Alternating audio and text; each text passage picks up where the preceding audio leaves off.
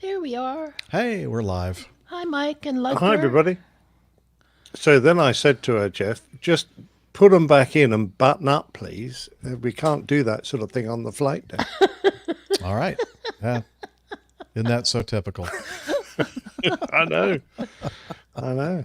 Donna Rose, Hey. hi, and Neil. Hey, Donna Hello. Rose. Yeah.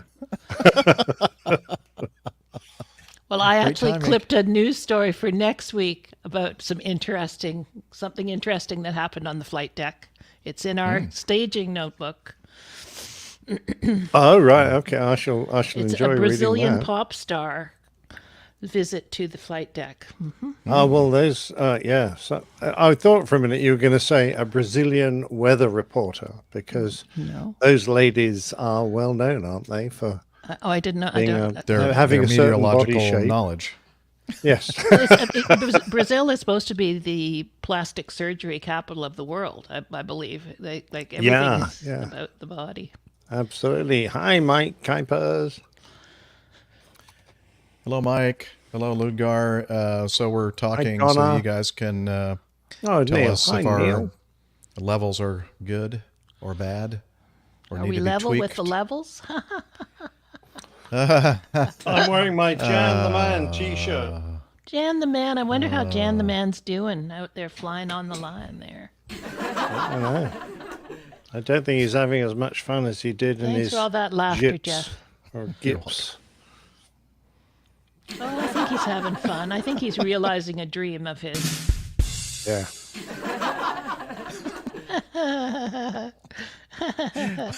Who says we don't get any laughs? Yeah, that's right. Anyway, glad to have Captain Nick back this week. We missed you last week. Yeah. We missed you last Oh, week, well, Captain. I had a bit of a rough week. Those It's darn not a lot bulls. better now, but anyway, yes, I'm And glad to Steffi be. will be joining us after work. But we're starting a bit early for, hey, Nico. So Captain Nick can maybe get to bed in decent time, maybe. Yeah.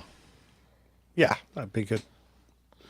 All Are we right, ready I almost to guess- go? Did well, you want I to need test some things, Jeff? Like the do intro some or- sound checks, I guess. Let's see how Radio Roger sounds. Ludger says volume The well view from balanced. our side of the cockpit door. That sounds a little quiet to me. A little quiet. Okay, a little quiet. So I will bump it up a little bit. We're having Try the this opposite here, Neil. We're having a big heat wave. The view from our side of the cockpit door. APG.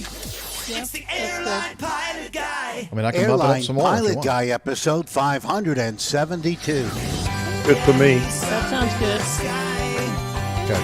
Airline pilot guy. All right.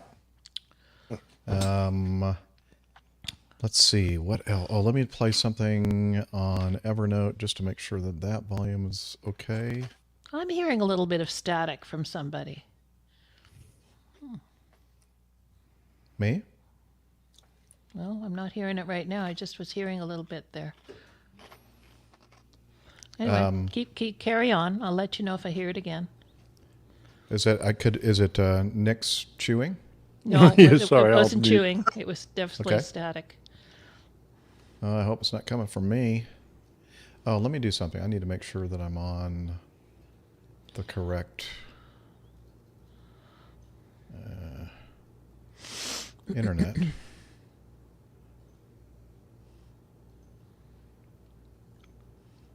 Are you having some cool weather there, Neil and Nick? Is it cool in the UK at the moment? I haul boxes. Yay! Hi. I haul.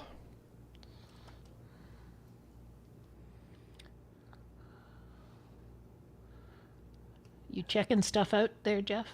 I am. Okay. I'm just here looking pretty. That's all I'm doing. Trying to anyway. Screen candy. Who's like? Hang on. Gray I'm and gonna chili. do something. I'm gonna mute you for a second, Liz. Yeah. Okay. Getting some background noise. Oh yeah. It's my AC. Okay. Ah, much better.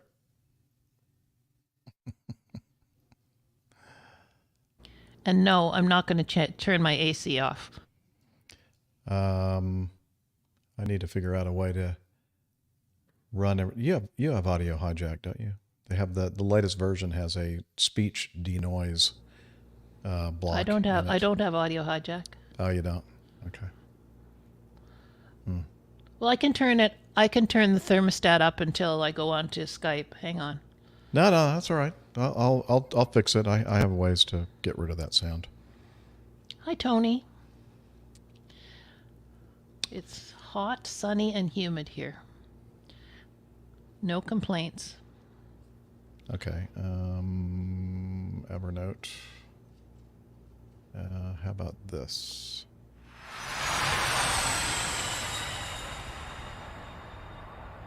Yes, I know. Keep going. Keep going. Keep going. I have 1826, pass my clearance for the heavy mail syndrome, my straight left trip, pick up. Sounds good. Okay. Hi, John. Let me, while I'm thinking about it, get that video queued up. And don't forget your recorder at some point. Yes, ma'am. Phew. At some point, like 2.5 hours into it. No, like soon, like before we play Roger. Oh, okay. Ah, that'd be a good idea. Videos. And the first one is this one. And then I think we have one right after that, don't we? You have to admit, I found some pretty interesting news stories this week. Too many of them, but there's Well, I guess I have to admit it. I was pretty proud of myself, actually. I mean, Hi, Paul. I'm very reluctant to admit it, but I will. I'll admit it. Thanks for that, Jeff. I think they're Sure. brilliant. Thank you. Well, sucking as you up. know, my favorite one is the very last one.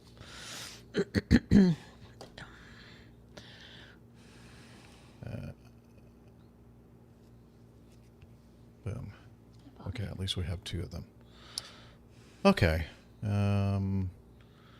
Yes, apparently your president fell when he was at the Air Force Academy. I saw a thing that he says he's fine, but he had a fall, apparently, going across the stage or something. Yeah, he's been doing that quite a bit lately. Okay, I have all my recorders recording. And Ready to roll?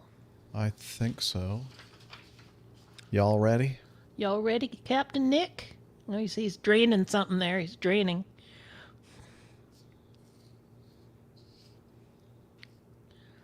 I'm good now. Thank you. Okay. All righty, let me get to the intro. And Radio Roger, you ready? Ready. You're listening to the Airline Pilot Guy Show. The view from our side of the cockpit door. WAPG. It's the airline pilot guy. Airline Pilot Guy, episode 572. Yeah, he's up in the sky. It's the airline pilot guy. Hello, you're listening to the Airline Pilot Guy Show, the view from our side of the cockpit door. With your host, Captain Jeff, broadcasting live from Studio 1A at APG headquarters in Roswell, Georgia. Today's show is recorded on the 1st of June, 2023. Yeah, he's up in the sky. It's the airline pilot guy. Put your light and he's flying by. The airline pilot guy.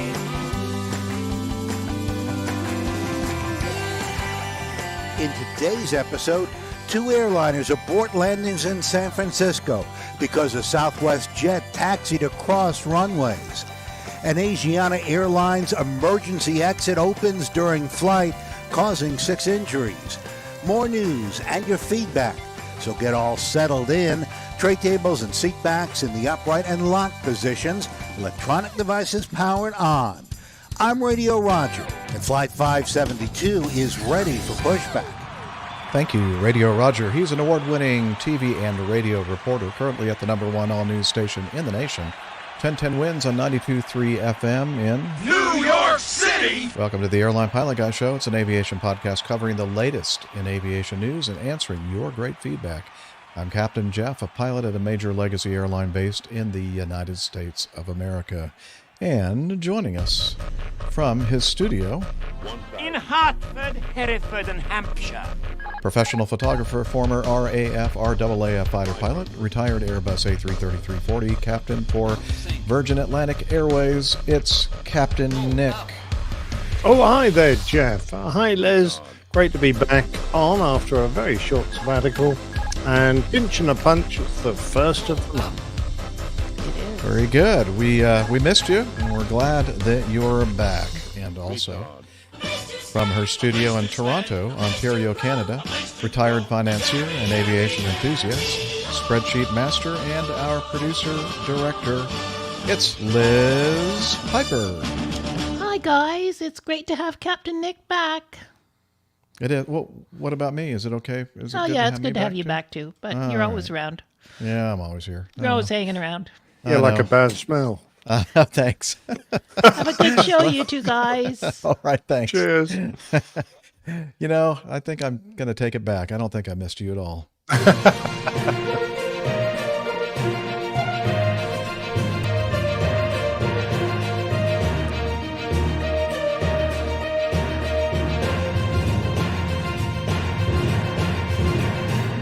stand by for news. All right, we're going to start off with this one. It's a doozy. It is involves a video, so I am going to go over here and add this to the stream, and we'll take a listen to a local news affiliate describing this. This is from our friends at VAS Aviation, Real Aviation Communications. And it pauses for dramatic effect. And now? 1826, pass my clearance for the heavy in the up and runway straight left, clear takeoff. Is it possible for you to talk any faster than that? Straight left, clear takeoff now, 1826. Southwest 1179 at the approach, cross 28 left, runway 28 right, line up and wait. Alright, cross 28 left, line up and wait, runway 28 right, Southwest 1179. United 8141, turn left on Quebec, hold short of runway 28 left. Quebec, hold short 28 left, and 8141. Quebec 246, Pop Hotel, visual 28 right. Quebec 246, Papa Hotel, runway 28 right, clear to land. 2 right, Pop Hotel.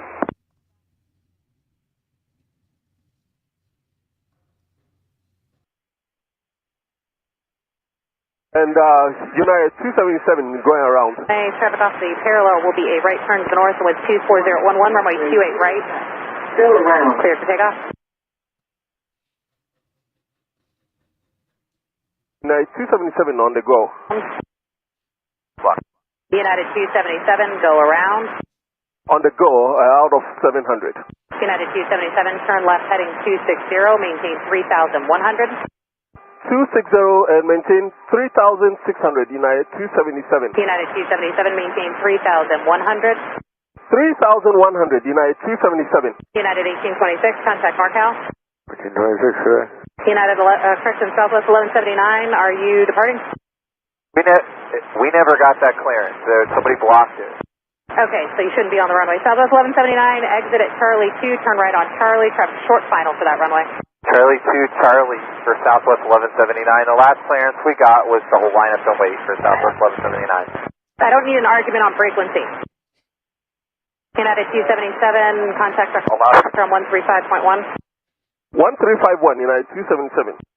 Alaska 553, go around. Alaska 553 is going around. Alaska 553, fly runway heading and maintain 3000. Runway heading 3000, Alaska 553. Alaska 553, contact NorCal 135.1. 35-1, good day. You like medevac 246 Pop Hotel to slow? 6 Papa Hotel, your discretion. Runway 28 right, you are clear to land. Just use caution, the 2 previous arrivals for both runways went around, unknown reasons. Thank you. Oh, I think there's United 2204, cross 28 left, contact ground. Cross 28 left, contact ground, 2204. All right, that's enough of that. It's not quite to the end of the video, but I think that we got the gist of the situation there. So Southwest was told to cross the inside, the 2 parallel runways, closely spaced, 28 left, 28 right. They were told to cross 28 left and go into position on 28 right. And I guess maybe they weren't doing it very expeditiously. And the United flight that was lined up for 28 left decided that there wasn't going to be enough clearance there. He didn't think that the Southwest jet was going to be clear by the time they were getting close to touchdown, and they made the decision to go around. That may have been what the controller meant by for unknown reasons, but maybe in her mind she was thinking that they were both going to be able to work out as far as the timing and spacing. But anyway, safety is paramount, and if there's any doubt, it's always the safest, usually the safest thing to do is to, yes, you could always go around, Liz. That's a good point. Let me see if I can hit the right sound effect. No, that is not the right sound effect. You can always go green. Okay, let me try this one. There we go. Hey! You can always go around. Coming down. Socks on the ground. You can always go around. All right. So I have these the sound panel thing and have these short keyboard shortcuts. If I hit G, that's of course going green. I thought if I hit Shift G, it would be the other, but no, you have to hit Option G to make that work. So I messed up my so key complicated, Jeff. It is very complicated. This is more complicated than flying a jet airliner for sure. I believe you. Or it seems that way anyway. So the United guy is going around, United crew, flight, whatever. And the Southwest is getting close to 28 right, and there's a lot of radio communications happening all at the same time, and people are stepping on each other. I did kind of hear like little bits and pieces of the tower controller clearing Southwest for takeoff. She starts by saying the previous traffic was turning to the north, blah, blah, blah, winds are blah, blah, blah, clear for takeoff 28 right. Well, the call sign was blocked. So the Southwest pilots decided, well, we're not absolutely positive that was for us, so we're not going to answer it, or we're not going to take off yet. And then the Alaska flight on 28 right coming in, for landing, sees that the Southwest jet's still there. He probably is hearing all this going on and the confusion. And then finally, the tower controller asks, are you going to take off? And he said, we didn't receive takeoff, or we think the takeoff clearance was blocked. And then she made the little comment, which I think the Southwest crew took the wrong way. Then you shouldn't be on the runway, blah, blah, blah. And what she didn't, I think what they took was that they weren't supposed to be on the runway at all, even though she told them to go line up and wait on that runway. I think what she meant, she's probably thinking out loud, the inner workings of her brain are saying, okay, well, this is not going to work out. He shouldn't be on the runway now. So I don't think she wasn't criticizing them for doing something wrong. I think she was just saying to herself, I need to work out this problem, and they don't need to be on the runway. So, and then of course he comes back by saying, well, you told us to line up and wait. That's the last thing we heard. And which is true. And I think at this point she's going, well, I don't have time at the moment to explain what's going on in my head and why I said that. So I don't have time for an argument on the frequency, which is true as well. So there's a lot of stuff happening all at once, very tightly sequenced instructions and events happening. And then you have some botched radio communications. And when I say botched, I don't mean that somebody had said the wrong thing. It's just that people are trying to talk at the same time. They cover each other up, and then you see what happens there. Communications are disrupted, and then you find yourself in a little sticky wicket. So, would you agree, Captain Nick, with my analysis? Yeah, and I think you're being quite generous to the controller there, because she shouldn't really articulate things that are just going through her head. She's got to stick to standard phraseology, otherwise people might get the wrong end of the stick. I'm interested to know how accurate the little cartoon that VAS Aviation does, because of course the aircraft appear huge, whereas actually they're quite tiny in comparison on the real world. And I don't know whether they were correct in the length of time it took Southwest to get to 28 right, because it just seemed to be an enormous, particularly for Southwest, who have a dreadful reputation for going around everywhere at the speed of heat. It seemed to take him an inordinately long time to get to 28 right, and even then he didn't seem to be in position, ready to go when he should have been. So I'm just wondering what was how accurate that is. I suspect not particularly, so I wouldn't take much credence from that. Yeah, it's a shame, because we are all aware, we should all be aware, as we're getting towards that critical stage of takeoff, where everyone is around us, because it's, you know, everyone's very vulnerable, both the guys on the approach and you and your passengers. So when you get a clearance, you should know where the guys, how far away the guys are. You should have your TCAS on. You should be able to see them on your moving maps.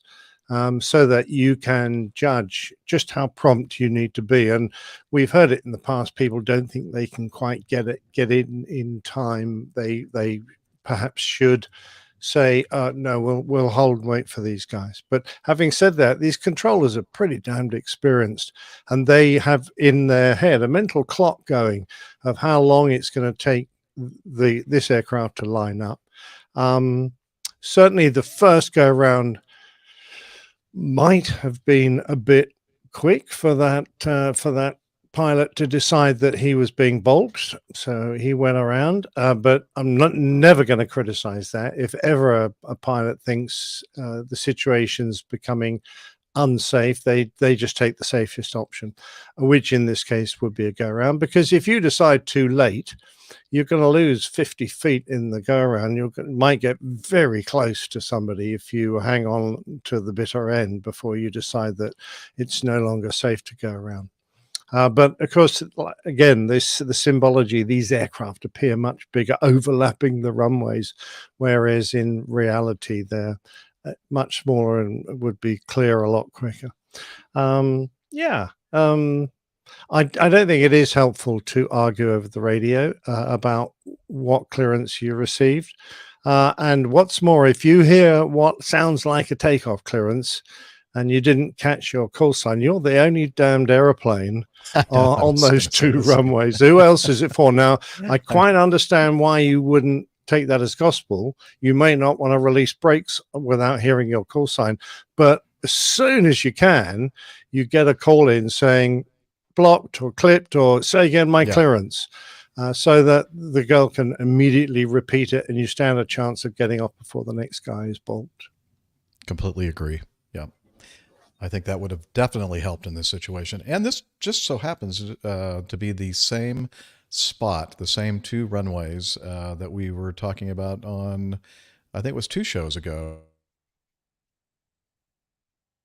The ATIS, did you?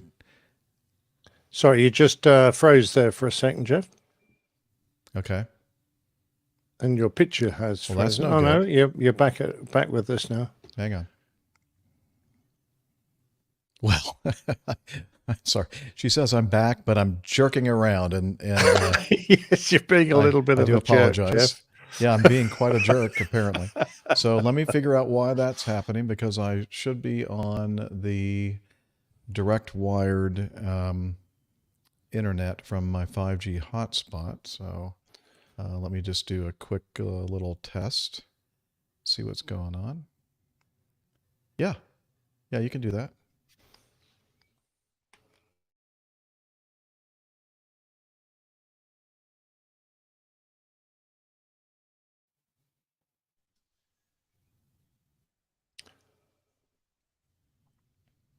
Well, your video's just improved. I assume your test has finished because your video's improved.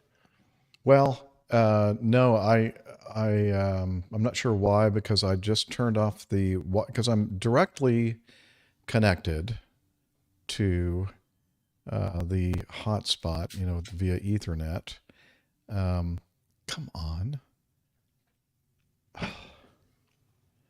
And so I thought, okay, no problem. I'll turn off the Wi-Fi to get an accurate test of the direct connection to the hotspot. And as soon as I turned the Wi-Fi off, everything hiccuped again, and Skype disconnected. Oh, but well, no, you're back. now as smooth as silk. Yeah, I hear you. Yes, we're back on Skype, and so let me. Well, thanks for noticing, Captain Nick. Let's see. Smooth as silk and twice as handsome. Thank you. It says network Ethernet connected, which is what I expected. So when I go to turn the Wi-Fi off, that means that everything should stay running, right? Yep. Okay, so I'm going to do this again just for a moment, just see what happens. Okay. Everything still seems there? to be okay. Now I'm going to do the check on the test on.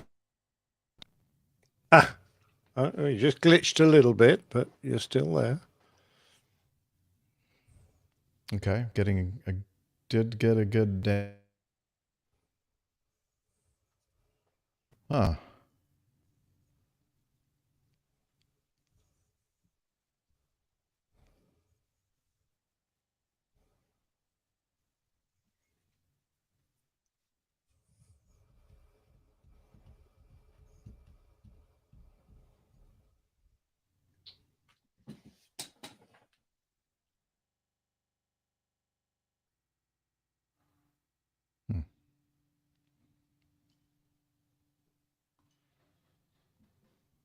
All right.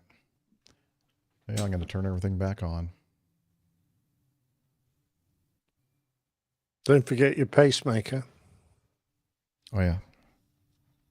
That's good.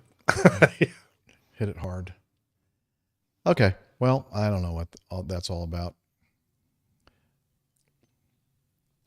It's okay at the moment. All right.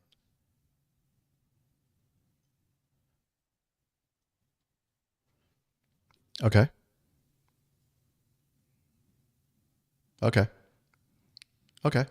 And then if we do that, then why don't you take a look and see which one or two we should save for Steph, news-wise, and then feedback-wise as well. Okay. So you probably have gathered, Captain Nick, and the live audience, that Dr. Steph's running a little bit later than she thought she would, and she thought it'd be best for Captain Nick and I to do a couple of hours, and then like hour 45, 2 hours, whatever.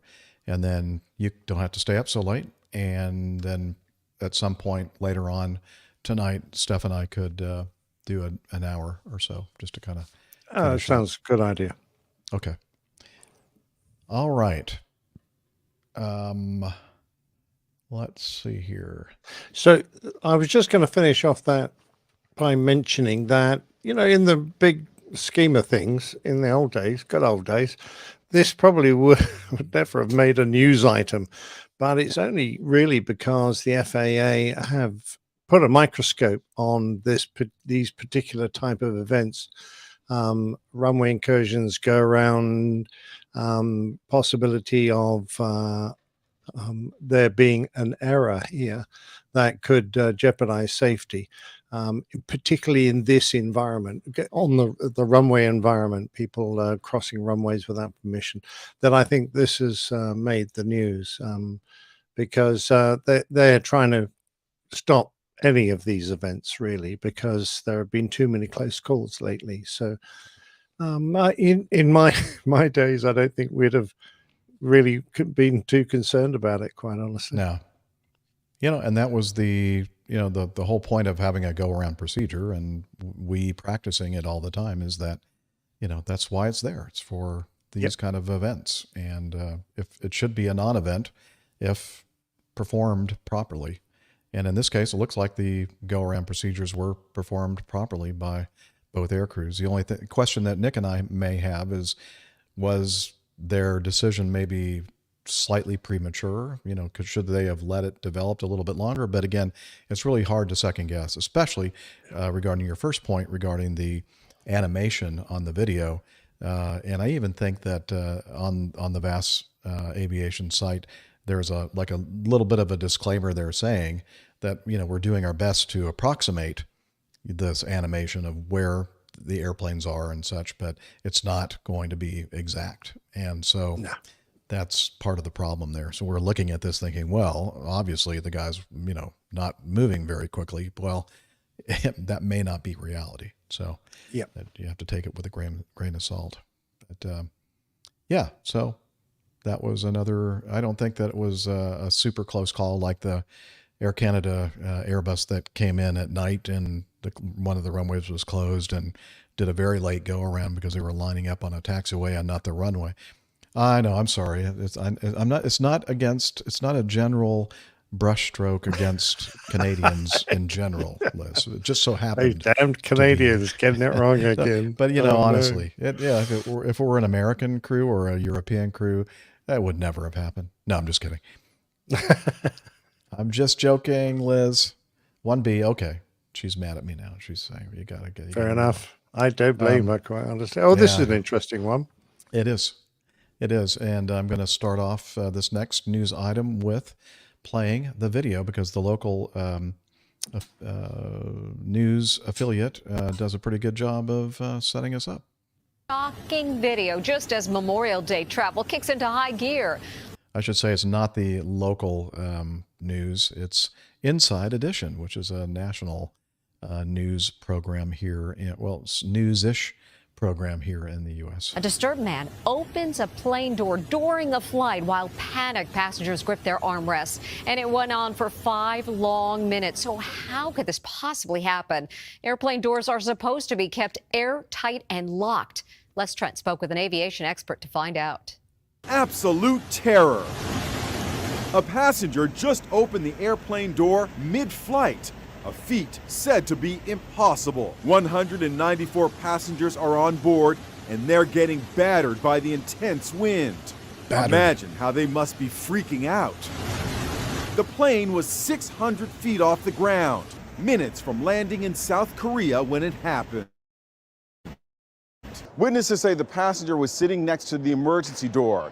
He apparently showed no signs that anything was wrong when he suddenly removed a plastic cover, pulled a lever, and the door slid open. How is that even possible? Today, everyone is wondering how the heck this happened. How the heck do you open the door not supposed to open midair? It's supposed to be impossible. How did it happen?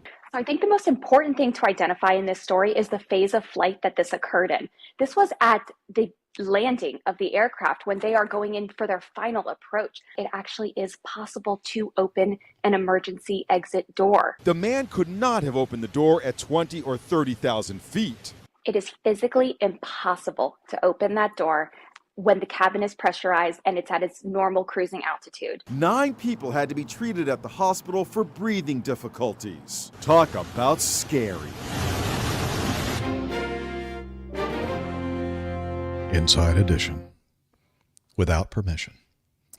So that's good. It kind of caught my attention. I'm sure a lot of people's attention when we heard about this story, this event, because we've been preaching for years on our show, and a lot of people have said it over and over again. I don't know why you're trying to open that door. You ain't gonna be successful. There's no way that you can possibly open the door in flight. Well, I guess we have to temper that admonition slightly. Captain Nick, you've flown the Airbus for many, many years. And maybe you can kind of give us your analysis of this whole thing. Yeah, it's an interesting one, isn't it? Because, through the vast majority of the flight, the assumed safety of the door is quite correct in that it's as soon as there's a small amount of pressurization inside the cabin, the door physically can't be moved away from its lugs. So the door sits on a set of lugs in the hole, and the pressure on the inside of the door caused by the pressurization just holds it firmly in place. And the lever, even though it's a big old lever, is not strong enough to, a man or a woman would not be strong enough to move it. However, during the final stages of the flight, we're going to bring the pressurization down to match the air pressure at the airport we're about to land at. Because obviously when you get on the ground, the outflow valves are going to open fully, and you're going to let the airplane equalize in pressure. You don't want there to be a big rush of air and everyone's ears to pop, feel very uncomfortable as a large amount of pressurization equalizes. So the automatic pressurization system will match the pressure in the aircraft to that's on the ground, and they're only about 600 feet above the ground, so it's pretty close to being matched. As soon as it is matched, there is insufficient pressure on that door to prevent someone from opening. After all, think about it. They're only 600 feet from landing. As soon as they're on the ground, you might want to be able to evacuate. You come screeching to a halt on the runway, you might want to evacuate. You don't want any pressurization left on the aircraft. Now, to ensure that, normally, as soon as the weight on wheel switches are made, the outflow valve is going to open and the pressure will equalize. But it's going to be pretty close to that at 600 feet, depending on the day. And don't forget, these systems are not perfect. There's a little bit of leeway. So in some cases, you might even get a slight negative pressure. Anyway, yeah, it can be done. And in addition, you could, in theory, try open a door during the takeoff run. And in particular, in my old outfit, we used to get airborne regularly and it was a standard procedure for a while, with the engine bleeds turned off. So there was no air coming into the cabin to provide pressurization at all. And we only turned that on at 1,500 feet in the climb out. That was a company procedure to it was a system that we adopted to ease a problem with the engine air bleeds. It's too hard to get into. I don't want to get confused by all that. And let's just bear in mind, with the door armed as it would be during the whole of the flight, you don't disarm the doors until you're just about to park the airplane. As soon as you move the lever of the door down sufficiently far, the doors are going to be assisted open by a pressurized bottle. And that bottle will throw the door open, and that's to just get that door out of the way in case you want to evacuate. And then the slide will burst out. So the guy only needed to move that handle a certain distance, and the door automatically threw itself open. And obviously that assist bottle has got sufficient force in it to throw the door open against the airflow, because it seems to have gone forward, and bang, then the slide has come out of that hatch beneath the door there, frangible, and probably ripped off and blown away. So let's just ease most people's minds. Most of the cabin doors are manned by one of the cabin crew. So most of the doors will have a cabin crew member sitting beside them, and one of their jobs is to control that door to prevent passengers getting at it until in an emergency situation, until the door is open and the slide is deployed, etc. So they're basically guards of the door. But on an aircraft like the 320 and 321, they've got exits that are unmanned. In other words, there's no one sitting at them. A passenger sits at them. They're actually, quite nice places to go sit, because they're a little wider. than the usual seat pitch at those areas, because obviously there's an exit there. They want people to freely get out. But to prevent the passengers from interfering with the door handle, there's a plastic cover all marked up. So, so don't touch this except in an emergency. If they lift that guard, it'll immediately alert the cabin crew that the door is being interfered with. There's a micro switch on it. So, but there's no person there to slap your hand. And, it's possible that this bloke just did exactly that. He went, I wonder if I could mess about with this and see what happens. Well, now he knows. He's probably going to get prosecuted. What happens. It's an interesting thing. I don't know if you've ever sat in the aircraft and looked up at all the important switches over your head and gone, I wonder what would happen if I turn that one off right now, or haven't moved that switch for a while. I wonder if I do that. That is sometimes a temptation. We're talking about the cockpit, right? Yeah, where you kind of go, I wonder what would happen. I don't think it should do what it would normally do if we were on the ground. If I did it right now up here in flight, I'm sure there must be some kind of a safety mechanism. But then, and you're very tempted to do it, and I guess maybe some people do, but I've never had enough courage to do it. There's this safety barrier that sort of comes across your mind and says, no, stop thinking such stupid thoughts. Leave the damn thing alone. Right. I remember in the Air Force, we were giving a guy a ride in the back seat of a Hawk, and he pulled the ejector seat handle halfway through the flight. So he claimed the seat fired itself.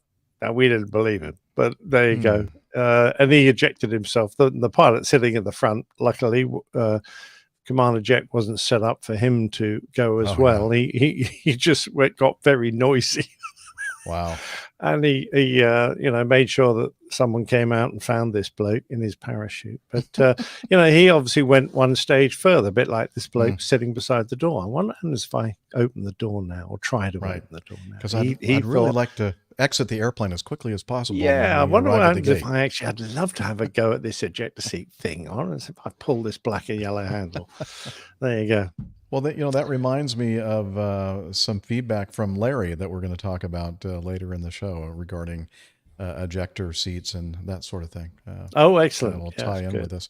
Mike Kuipers in our live audience asks the question, were the passengers in any danger? Oh, well, yeah, you've got a bloody wide open door a few feet from you, and anything that's really stopping you from standing up and falling out of it is your lap strap. So I can see you've got your lap strap on, then I think you're pretty safe. But someone might suddenly go, I don't want to be here, and undo their lap strap, try to move away from the door. The aircraft might hit some turbulence. They might stumble. I mean, there's nothing going to blow them out, but they might fall out. That would be pretty tragic. Right. So it is possible, I suppose. Now, had there been a lot of pressurization in the airplane at that time, then you have that action of the equalization of pressure of air rushing out of the airplane, and in that case, especially if you're not buckled in, you could get sucked right out that big giant hole. Indeed. But in this case, the whole point the whole reason or that the door was able to open to begin with was the fact that there was very little pressure differential, which what we call is delta P. Yay, I got it in there. Absolutely. So there wasn't any danger of anybody getting sucked out. And there was some reports that some of the passengers suffered some breathing problems, but as was pointed out by several in our live audience here, that was most likely because they were hyperventilating because it was an exciting kind of a situation. They were kind of panicking. They were not sure exactly what was going to happen to them. So that's understandable that some people might have been a little upset. Oh, yeah, I would have been. Yeah, it's pretty stressful being in an airplane during the landing phase anyway, but to do it with the door open right beside you would be a bit of a worry. Now, Asiana did the aftermath of this, and I don't know if they're still doing it, but they decided to keep the seats that were near these exit doors like blocked off and not allowing anybody to sit there just until they could figure out what to do about the situation. And some of the other Korean airlines considered it, but I think they're still analyzing whether or not that's something a step that they need to take. But again, I don't know if Asiana is still, keeping passengers from sitting at these seats near the exit doors or not. And the other thing I'd like to add before we move on is that the 321 has 4 of these exit doors along the left side, one at the very front where they probably likely do most of their passenger offloading and onloading. There's one right in front of the wing and in front of the engine, and then this one, the L3 door, the third door on the left, behind the wing and behind the engine. And so that when that slide came out, we're looking at a picture of it right now. The slide, got ripped off obviously in the wind stream, but fortunately it was behind the where the engine is. Now I'm not sure what would have happened if the L2 door, the one that's ahead of in front of the wing, if the slide would have gotten into the engine or not. That would have been a even bigger problem. That indeed would have been. I think we had one self-deploy on a 747, and from memory, I don't think it went down an engine. It was forward of the engines, but that is always a concern. That, you're going to get debris in the engine, and that would be a problem. But depending on which door, of course, opens. Yeah. Well, Main Man Micah has something here to wrap this thing up. The moral of the story is planes don't suck at low altitude. Yeah, we love and a lot that. of people would say they don't suck at any altitude, but we get what you're saying there. Yeah. By the way, I mean, it would be feasible to put some kind of a bolt on that door that could be withdrawn during an evacuation. But the more complex you make these systems, the less likely they are to work in an emergency, particularly if the aircraft has, perhaps landed with no gear or gone off the runway, and the fuselage has been bashed about. That system might jam, and that's the last thing you want to happen. You want to keep these emergency exits simple and easy to operate and as free from complexity as possible, so they are incredibly likely to work correctly when you need them. But of course, there's no stopping inquisitive humans who have no common sense. But there you go. Yeah. All right. I think we're going to skip C and we're going to jump to E. Is that correct, Liz? Okay. All right. Yeah, we were actually. On the last episode, unfortunately, you weren't with us, Captain Nick, but there was mention made of this particular airplane. This is from airinsight.com. And the title of the headline is the COMAC, I guess, C919 enters commercial service with China Eastern. So that the COMAC and China Eastern Airlines ticked an important box on May 28 with the entry into service of the C919, some 5.5 months after the delivery of the first, and so far only, C919 available to China Eastern. The carrier operated the first commercial service from Shanghai to Beijing. COMAC C919 enters commercial service with China Eastern. Okay, so it was flight MU9191 departed Shanghai right on schedule at 10:33 local time, landed in Beijing at 12:31 a.m. The service, which reportedly, 12:31 a.m.? Is that far? If they left at 10:33 local time, that must be 12:31 p.m. I think that's a mistake, a typo there. I would have thought so. Very, very long flight. It's going to be 22 hours. Yeah, 14-hour flight? I don't think so. The service, which reportedly had some, Liz says it's a very slow plane. might be a problem for some people. The service, which reportedly had some 130 passengers on board, received a water salute from the fire brigade at 14:54. 9192 returned to Shanghai again. Yeah, that was a mistake there on the AM/PM. The aircraft with registration B919 Alpha is scheduled for service to Chengdu on Monday. Chengdu, yes. Chengdu. Okay, thank you. Let's see. The first service follows a prolonged series of pre-commercial verification flights. Before the C919 could enter service, China Eastern had to demonstrate that the aircraft they had to demonstrate that this is not written very well. It's really tripping me up. Okay, in other words, they had to do a bunch of checks and verification flights before the regulatory agency would allow this thing into service, and that's what they did. They saw her operate on numerous routes in China.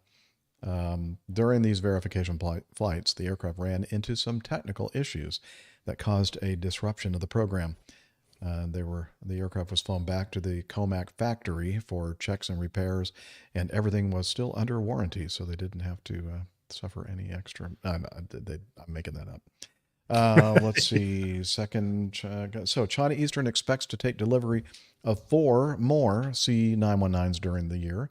The second aircraft with factory registration Bravo 001 Kilo performed its maiden flight on May 8 and has done 2 more flight tests on May 10 and May 18. So this is taking this thing has been in development and production, sort of, for quite some time. And, it just makes me wonder, China with their technical prowess and manufacturing prowess, it just kind of strikes me as, why is it taking so long for this whole process to take place? Well, I don't think they have any great history of aircraft production. I think it probably takes a while to build up the expertise to put something this complex together with ease. So it doesn't surprise me they're having a few hiccups. It's interesting to see how well this will be received in other countries. Yes, true.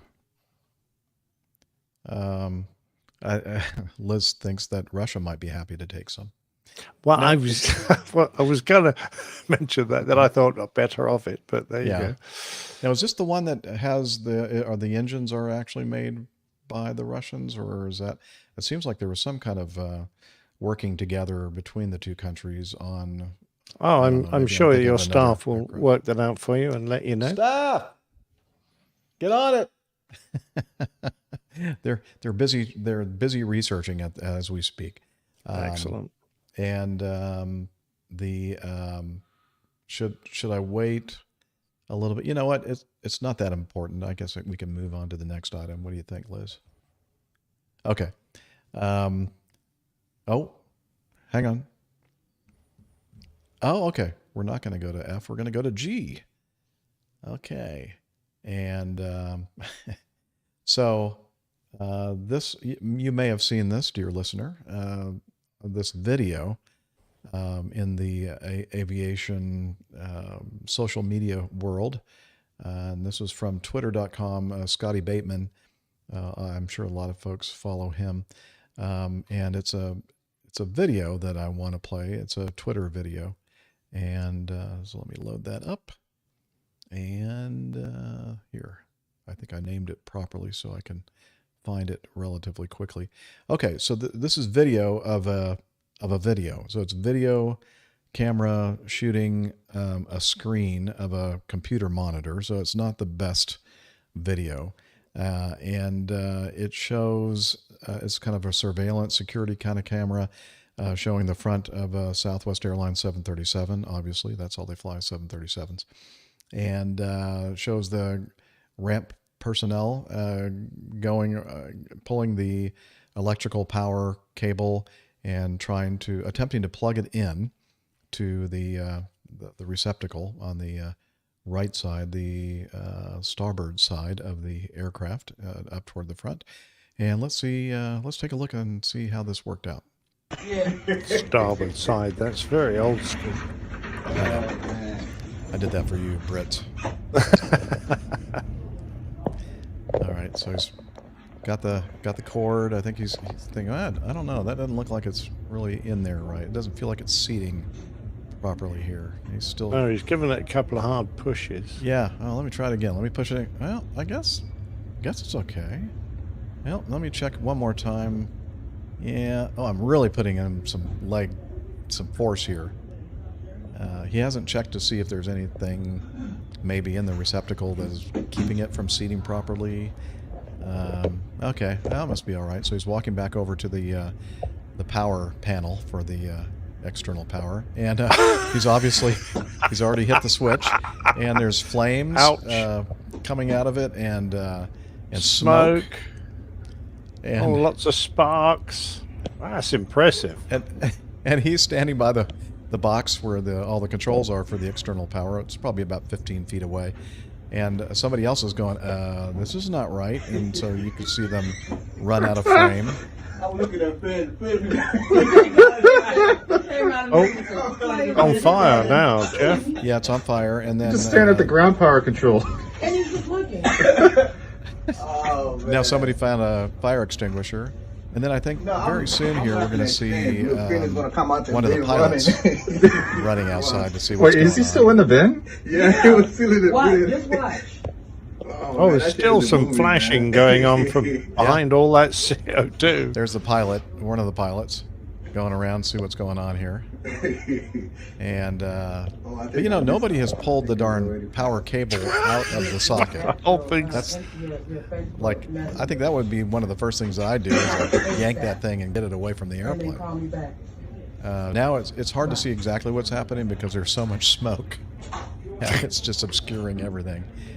And yeah, so it looks like they got the fire out. Although I'd still see some kind of flashing, or maybe that's a reflection from another airplane's rotating beacon, kind of flashing against the smoke. But yeah, that didn't work out. You know, somebody was saying in this original thread, oh, the guy tried to connect it to the pitot tube, and I'm thinking, no, that's not what happened there. I mean, that was the actual, you know, access panel for the ground power and communications box for the tug driver to communicate with the pilots.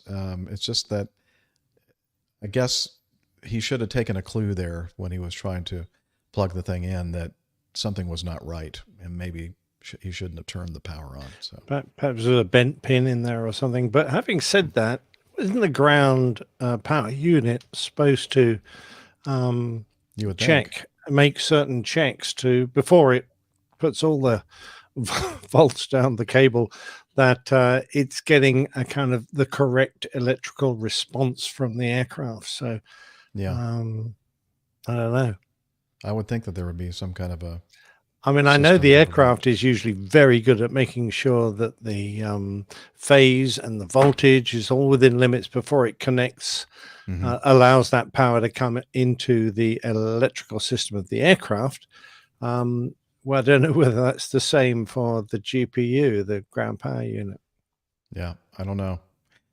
All I can say is it was a very smoky kind of scene. You see, I was all, you see, I was all prepared to accept that he tried to plug it onto an AOA vane or a pitot probe, because the Airbus ones are directly under the center of the fuselage. But this is what, a 737, is it? Yeah, 737. Okay, so yeah. I'll bow to your greater knowledge. Well, I've never flown the 737 myself. I'm assuming that it's the same location, but honestly, I don't remember as far as the 727 is concerned. I just don't remember exactly what side of the nose the panel is. Main man Micah says, "Is this connector USB-A or USB-C?"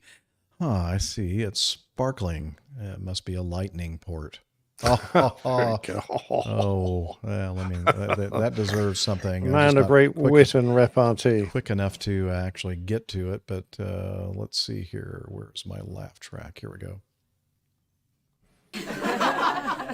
There we go. Very delayed. response Very from good. my part. Yes, ma'am.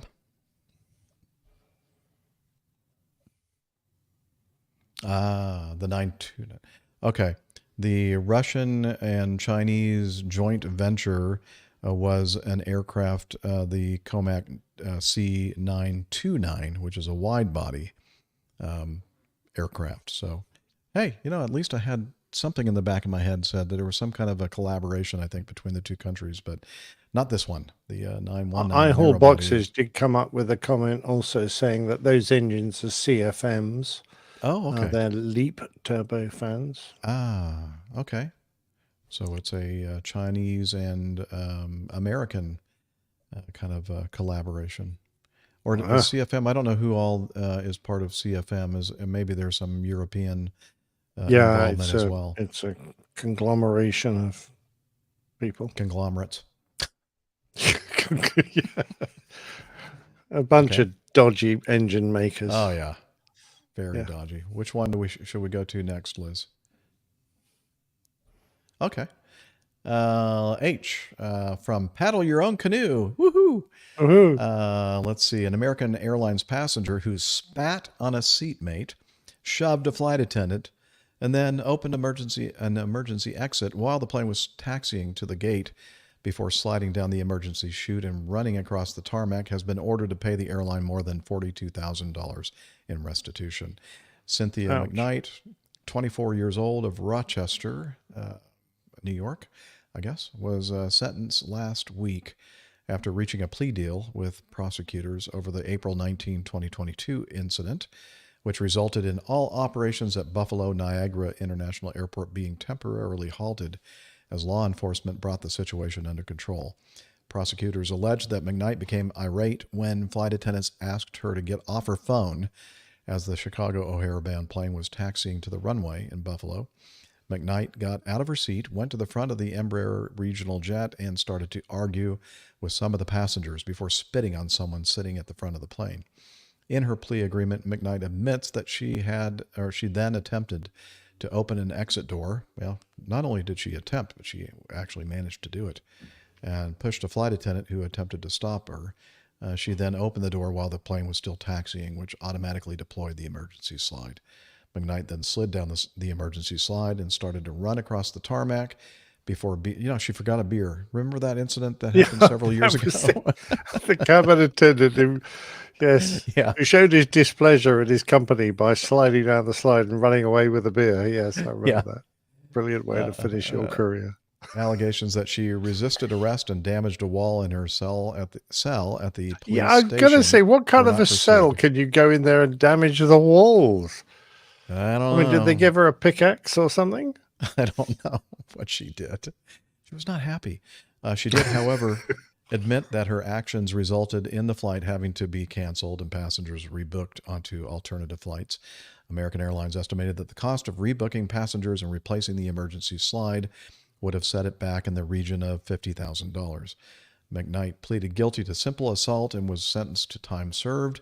I'm not sure, it doesn't say how long she served, and 3 years probation. She has been ordered to take part in a substance abuse program and a mental health treatment program. Wow. Okay, so U.S. District Judge Lawrence Villardo also ordered that she pay $42,128 in restitution to American Airlines. Yeah, so the justice actually prevailed in this case. Most certainly. The only thing wrong with this story, she was Cynthia, not Karen. What a shame. That would have been perfect. That would have been perfect. All right. Next one is, we're going to skip around a little bit more here. We're going to go to Juliet, letter J. So it's a number and a letter, 01J. From the aviationherald.com. An Air France Airbus A350-900 registration Foxtrot Hotel Tango Yankee Oscar performing flight 291 from Osaka, Japan to Paris, Charles de Gaulle, France, with 324 people on board. Stop laughing at me, Liz. was en route at flight level 350. Oh, that's clever. An A350 at flight level 350, about 420 nautical miles northeast of Osaka, when the crew decided to turn around and return to Osaka due to a malfunction of the weather radar and malfunction of the airspeed indications. The aircraft descended to flight level 200 and landed safely at Osaka's Kansai's runway 24 right, about 3 hours, 10 minutes after their departure. Japan's Ministry of Transport reported a post-flight inspection revealed a dent on the nose of the aircraft that was not present before the flight. Well, I would hope not. I think even the most crass pilot would have spotted that in the walk around. Even if the captain had done the walk around, he probably would have noticed it. The malfunctions of weather radar and airspeed are thought to be related to the dent. Yeah, you think? Funny old thing. The cause of the dent, possibly a bird strike, is under investigation. Well, I don't see any blood. Do you see No. blood? No snarge. Good point, Liz. No, it's a nothing to send to the snargeless- National Snarge Lab. I'm Yeah, sure they have one so too.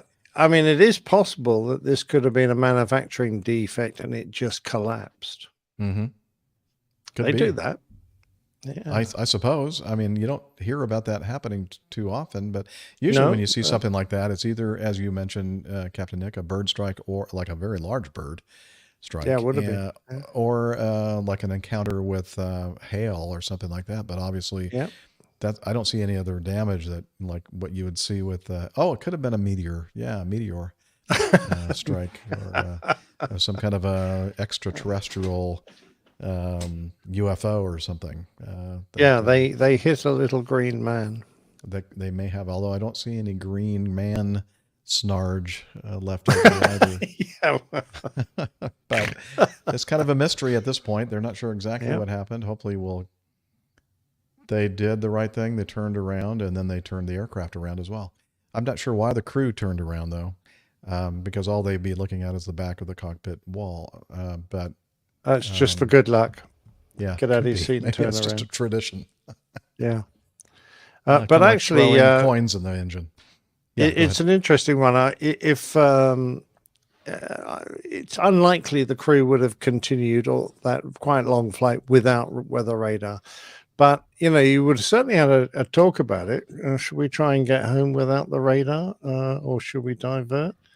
You look at your en route forecast and decide how much weather there is you might have to avoid, et cetera, et cetera. You certainly can't get airborne without a weather radar. So if it's broken on the ground, like say you can't. You can only do it if you're guaranteed not to require it during the flight. And so no dispatcher is going to give you a no radar clearance. Exactly. Yes. That's not So there are some circumstances where you could fly without a weather radar, but not on a flight this long because you just can't guarantee you're not going to need it at some point. And I was going to say that, what about the possible drag effects of this? But of course, they had no idea when they were in flight that the nose had this huge dent in it, so they would not have known. Interesting, isn't it? If there had been. I mean, we hit a big one of those big sort of kites on the way into Hong Kong once, and it hit the radome, and there was an enormous whack. We were on the approach, so we weren't going that fast, but we absolutely zeroed in on it, and it went smack right at the nose of the airplane. And when we got out and looked up at the aircraft after we landed, you could see the distinct star shape of the radome as it had bent in, but then it popped back out again and looked absolutely normal, apart from the faint line of a lot of blood smeared over it. The star shape of the way that the radome had deformed and then popped back out again. And of course, as we flew past, we could see this guy in a fishing boat shaking his fist at us, holding up this dead bird. Well, maybe you were doing him a favor. Possibly. Who knows? Okay. We're going to do Liz's favorite news story for this week. Uh-oh. And let's see. This is Kilo. A man. Okay, this is from NewYorkTimes.com. Here's what happens when your lawyer uses Chat GPT. A lawyer representing a man who sued an airline, that's the tie-in to aviation here, relied on artificial intelligence to help prepare a court filing. It did not go well. The lawsuit began like so many others. A man named Roberto Mata sued the airline Avianca, saying he was injured when a metal serving cart struck his knee during a flight to Kennedy International Airport in New York. When Avianca asked a Manhattan federal judge to toss out the case, Mr. Mata's lawyers vehemently objected, submitting a 10-page brief that cited more than half a dozen relevant court decisions. There was Martinez versus Delta Airlines, Zickerman versus Korean Airlines, and of course, Varghese versus China Southern Airlines, with its learned discussion of federal law and, quote, the tolling effect of the automatic stay on a, what? The tolling effect of the automatic stay, oh, I'm sorry. Yeah, the tolling effect of the automatic stay on a statute of limitations. Okay. There was just one hitch.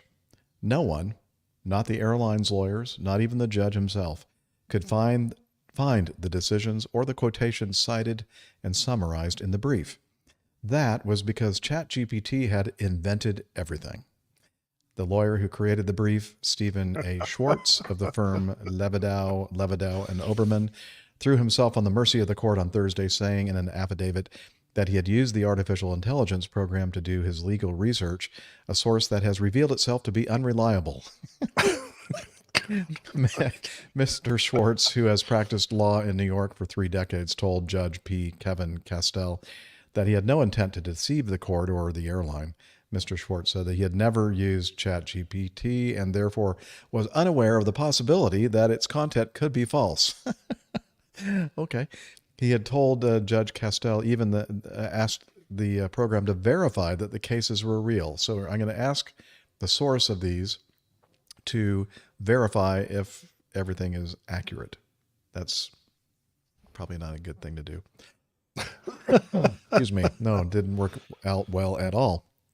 Mr. Schwartz said he greatly regrets relying on ChatGPT and will never do so in the future without absolute verification of its authenticity.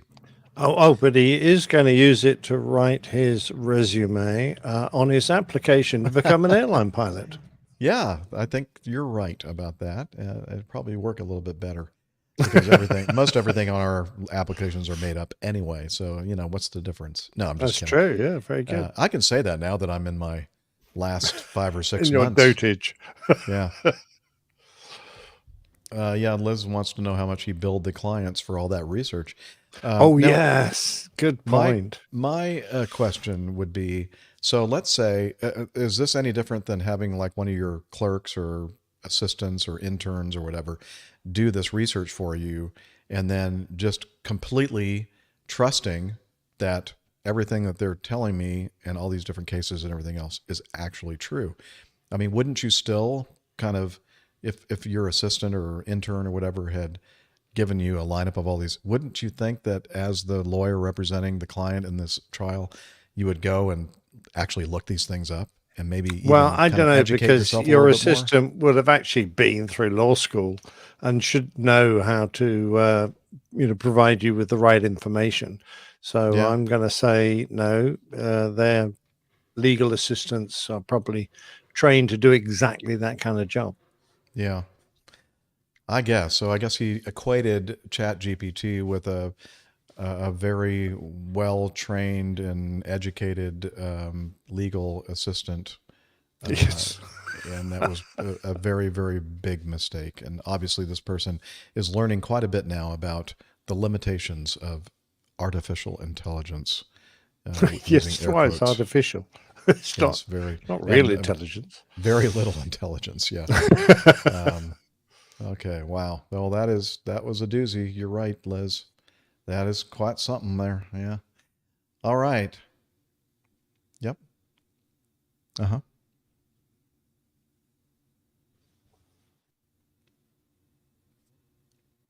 Okay. Yeah, sure. I'm just I'd just like to get something to eat at some point. Okay. All right. All right. Sorry, we're having some I was communications thinking about and, ordering a pizza or something over there. Yeah, she's talking about the fact that we're going to do a part 2 and about the approximate time frame for such thing to occur, and you will be hopefully sound asleep. I'll be tucked sleeping up, like yeah. a baby. All right. It is time now for getting to know us. That time of the show where we kind of get all caught up on what has been happening with the guests, not the guests, the hosts of the show. And, well, Nick, you weren't with us last week, and we missed you, as we mentioned before. And we're wondering if you're still busy with your lawn bowling. Is that something that's still going on for you? It most certainly is. That wasn't the only reason that I wasn't able to pitch up, but that was the main reason. I haven't been very well, to be truthful, and I'm not going to go into all the mucky details, but needless to say, I've been a bit under the weather, and that's sadly not concluded yet, but hopefully things will be improving before too long. But yes, last week I was playing a bowls match, and we had a very successful week last week. I played 1, 2, 3, 4, 5 matches, only lost 1. So wow.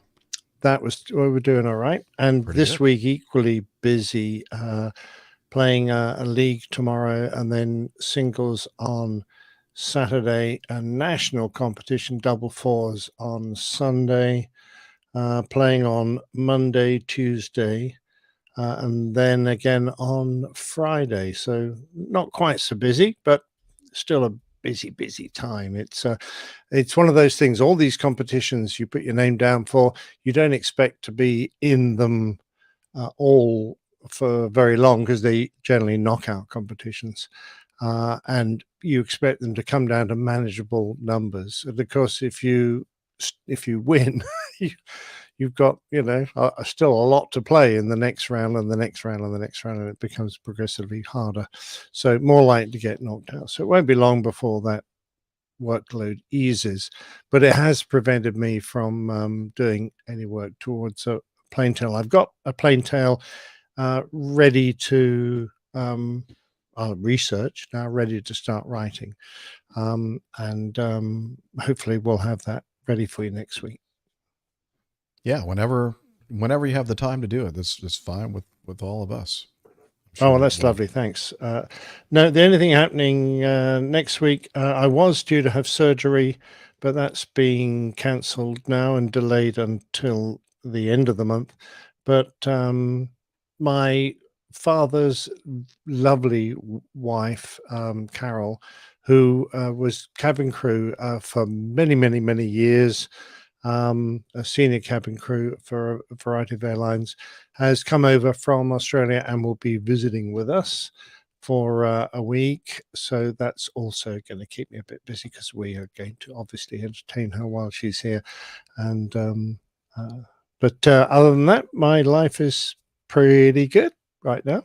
Thanks. Excellent. Good to hear. Good to hear. All right. And I'm really looking forward to, well, about a month from today, or approximately, I guess, showing up at your, well, not your doorstep immediately. Hopefully you'll come and pick me up from the airport, so I don't have to walk all the way. Don't worry, we're not going to abandon you at the airport. Okay. Excellent. But yeah, I'm coming over to England for eventually the Grand Prix of Great Britain. And before then, we're going to have a meetup. And I don't know, we're going to talk about that on today's show. Or we're going to wait. Yeah, why not? Because okay. We only talked about it sort of 2 weeks ago. And I've already had queries saying, do we know where we're going to be and what we're going to do and which day it is? But Jeff had a marvelous idea earlier today when we were discussing exactly this subject. And he and Liz noticed that he was going to be around for the 4th of July. Now, that date has some minor significance in the United States. So, minor, yeah. Jeff, for some reason, thought that might be an appropriate day for him to invade the United Kingdom and meet all the UK and European visitors that can get together for a meetup. So what better opportunity to celebrate Independence Day in England with all my English friends? And, yes, that's very good. Yes, we thought so too. And actually, it was Liz's idea to there you go, Traitors Day. Yeah, Traitors Day. Now, so it's probably going to be the 4th of July. I've just got to produce a poster of some kind, and I'll get it out on social media. It'll start off in the afternoon at the Royal Air Force Museum, and then I've been looking for a venue in London where we could go on to for the evening that does some kind of celebration of the 4th of July. Now, everything I've found so far is kind of a restaurant or a pub that's, 25 quid, come join us for these celebrations, and there'll be a meal, etc. And we don't want everyone to have to try and book a place. And no, I think we should still go with that original idea that you had, that we'll just move it somewhere that's close by the Royal Air Force Museum, and we'll just make our own little. Absolutely. Or we could try and have it in a pub near the US Embassy. I don't know. I've been to the US Embassy. It's a nightmare getting anywhere close to it. I know. I don't think we should do that either. I think let's just make it the path of least resistance. Okay. We'll find somewhere nice. We'll figure it out. Well, we'll just find somewhere.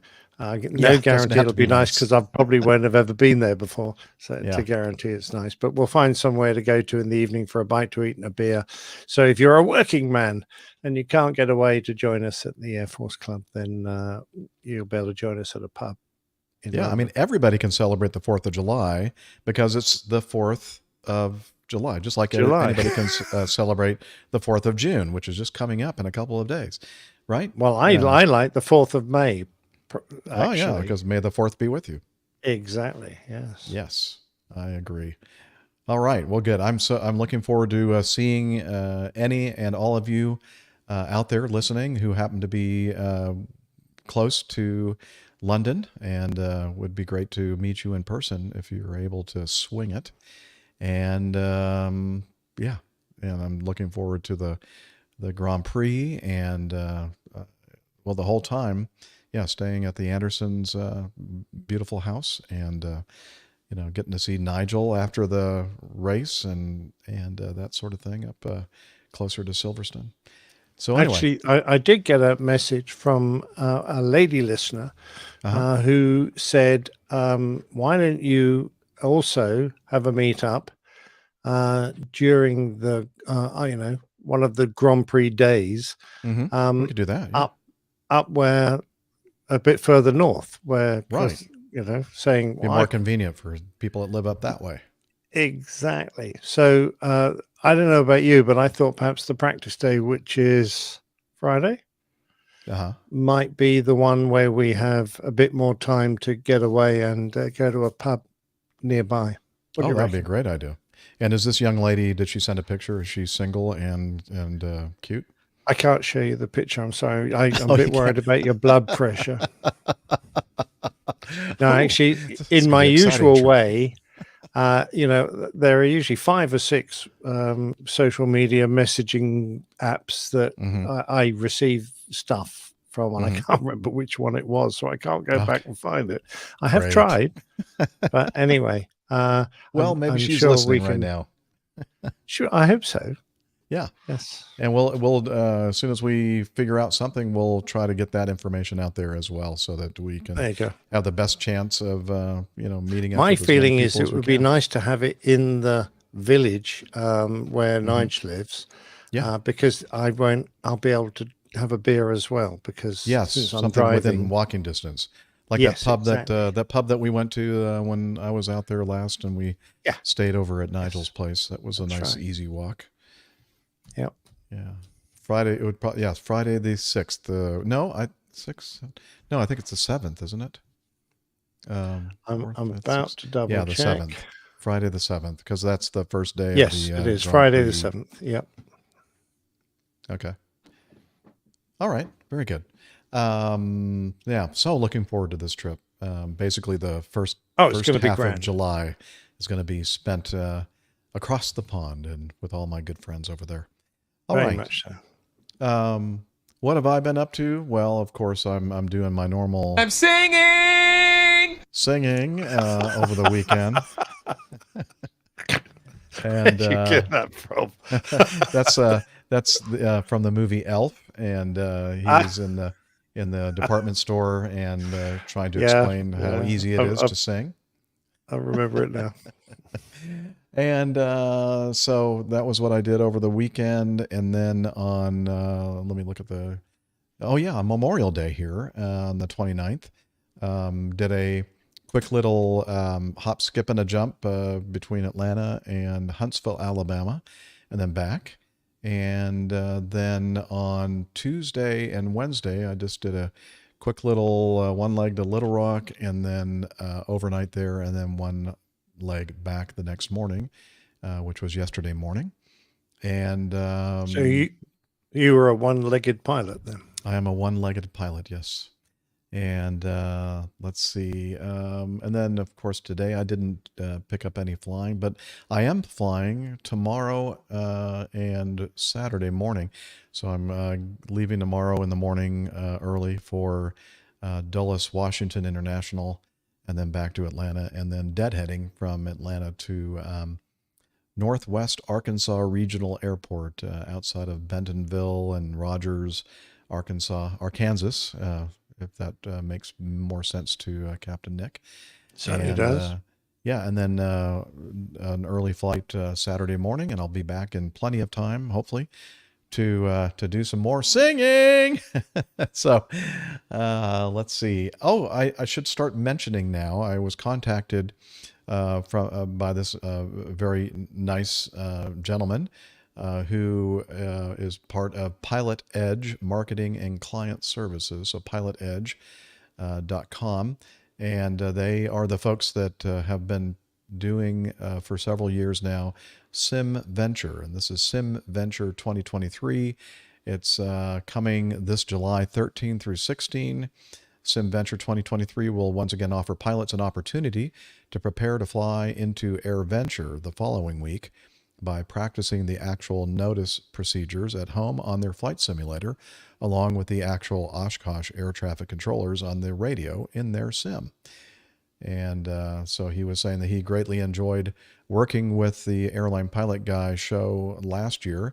And in return for us kind of publicizing and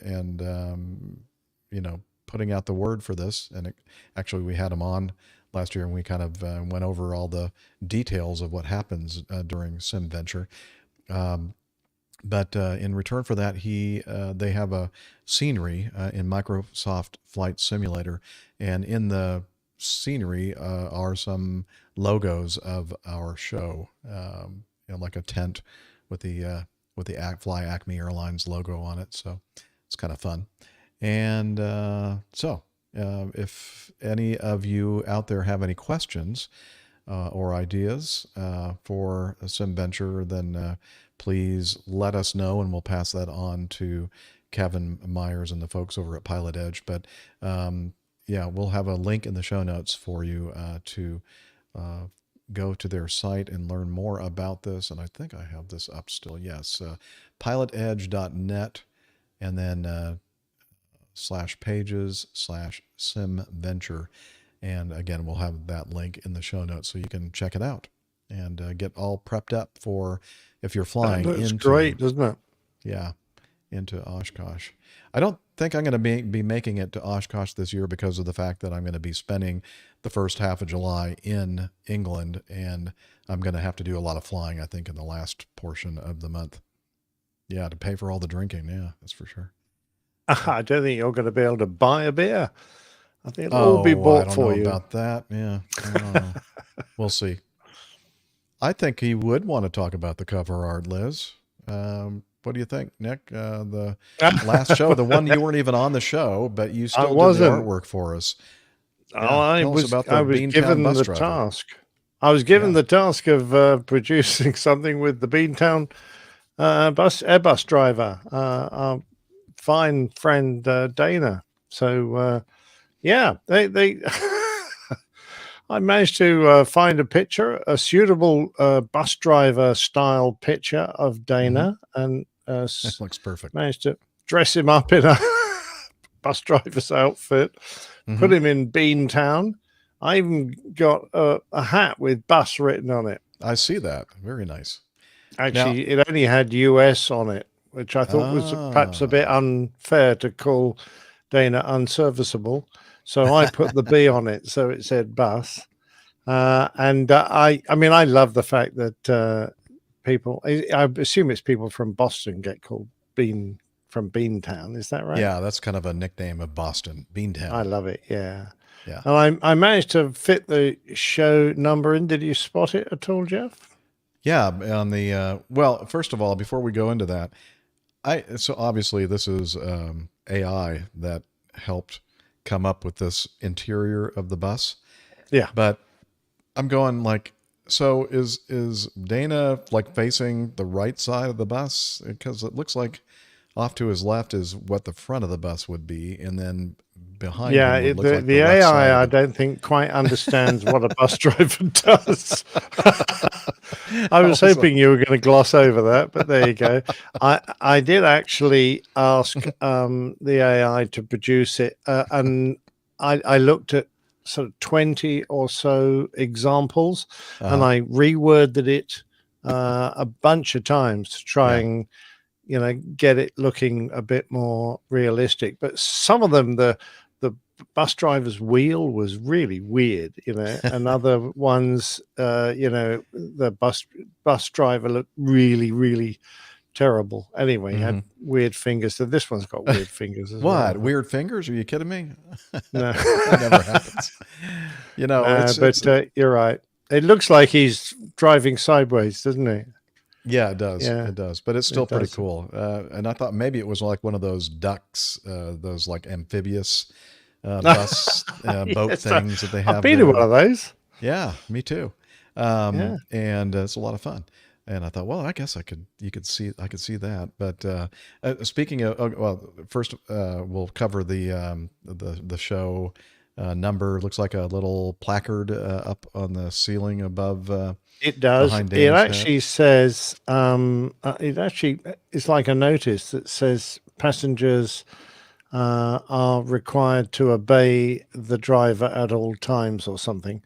And then it's a little sort of serial number underneath is where the show number is. That's behind Dana's head there. Because I was thinking about having Dana hold a baseball bat. Oh, that would be good.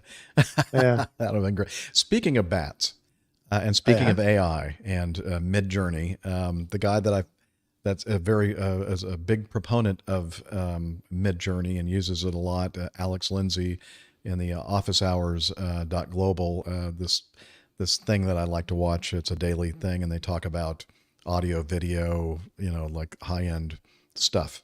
And I learned a lot from them. And he was saying that he did a quick search for, or prompt or whatever you call it, for, he wanted to have like a caveman's club, like, a club, like a baseball bat. See how I'm tying this all like the Flintstones, yeah. And so he put in all these search terms and, for club, and he gets back and he shows us what he got back was this like building that has like a sign on it that says club. And he goes, no, not a club. So he goes, no, like a club, like a caveman Neanderthal club. And then it came back with this thing that looks like it came from the caveman era, but it still was a club, and it still said club on it. We're a bit like Fred Flintstone's like a club club he goes to after work. Yeah, with a still bowling nothing. alley and There's no big stick or bat or anything. It's just a place. Oh, It's I a love club. So Yeah. AI has a long way to go, apparently. But, Yeah, definitely. By the way, I do notice that Adobe Photoshop is going to get one of these functions built into it.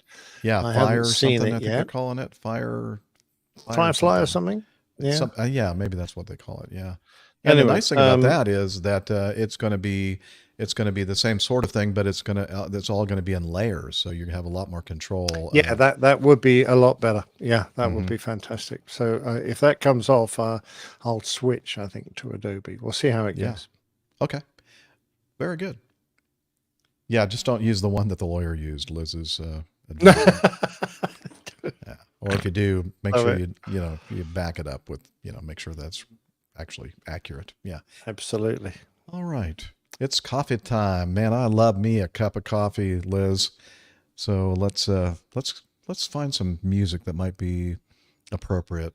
We could play maybe Jeff Smith. Johnny, how much more coffee? No thanks. I love coffee. I love tea. I love the APG community. Coffee and tea and the Java and me. A cup, a cup, a cup, a cup, a cup. Oh yeah, coffee. I love me. That hot black concoction. Oh, so good. Well, Liz apparently doesn't. Anyway, so the Coffee Fund is your way to support our show. Many ways to support the show, but it's always helpful when people send us some money to help pay for all the costs of doing the show every month. And of course, we have equipment costs, and we also do meetups. And it's a great thing to do if you have the resources to do that. And a couple of different ways. One is the Coffee Fund Classic method, which is basically a PayPal donation set up mostly for like one or two off, just every once in a while you want to give us some money, which works out great. And we do have some recurring contributors that use that as well. However, if you're going to do a regular kind of a contribution, it's probably best if you become a patron of the show at patreon.com. And unfortunately, no new patrons this week. More people leaving than joining up. That's okay. We understand. And so if you want to find out more about the Coffee Fund, you can head over to airlinepilotguide.com/coffee. You'll be glad you did, and we will too. Really. All right. And I don't think I need a break. No. Okay. So yeah, just we're getting toward the last half hour of the show, or even maybe less. Well, we're right at about a half an hour, I guess. And so I told Liz that I'm good to go. If you're ready to go, I'm happy here.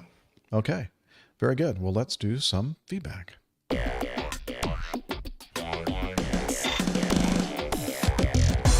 Captain, incoming message. All right.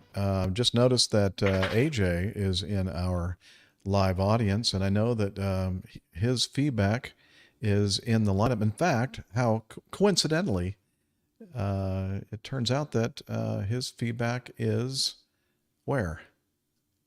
Number 4. Oh, number 4. Okay. You said it was the next one, but the first one is Vernon. Okay. So let's do number 4 from Alpha Juliet.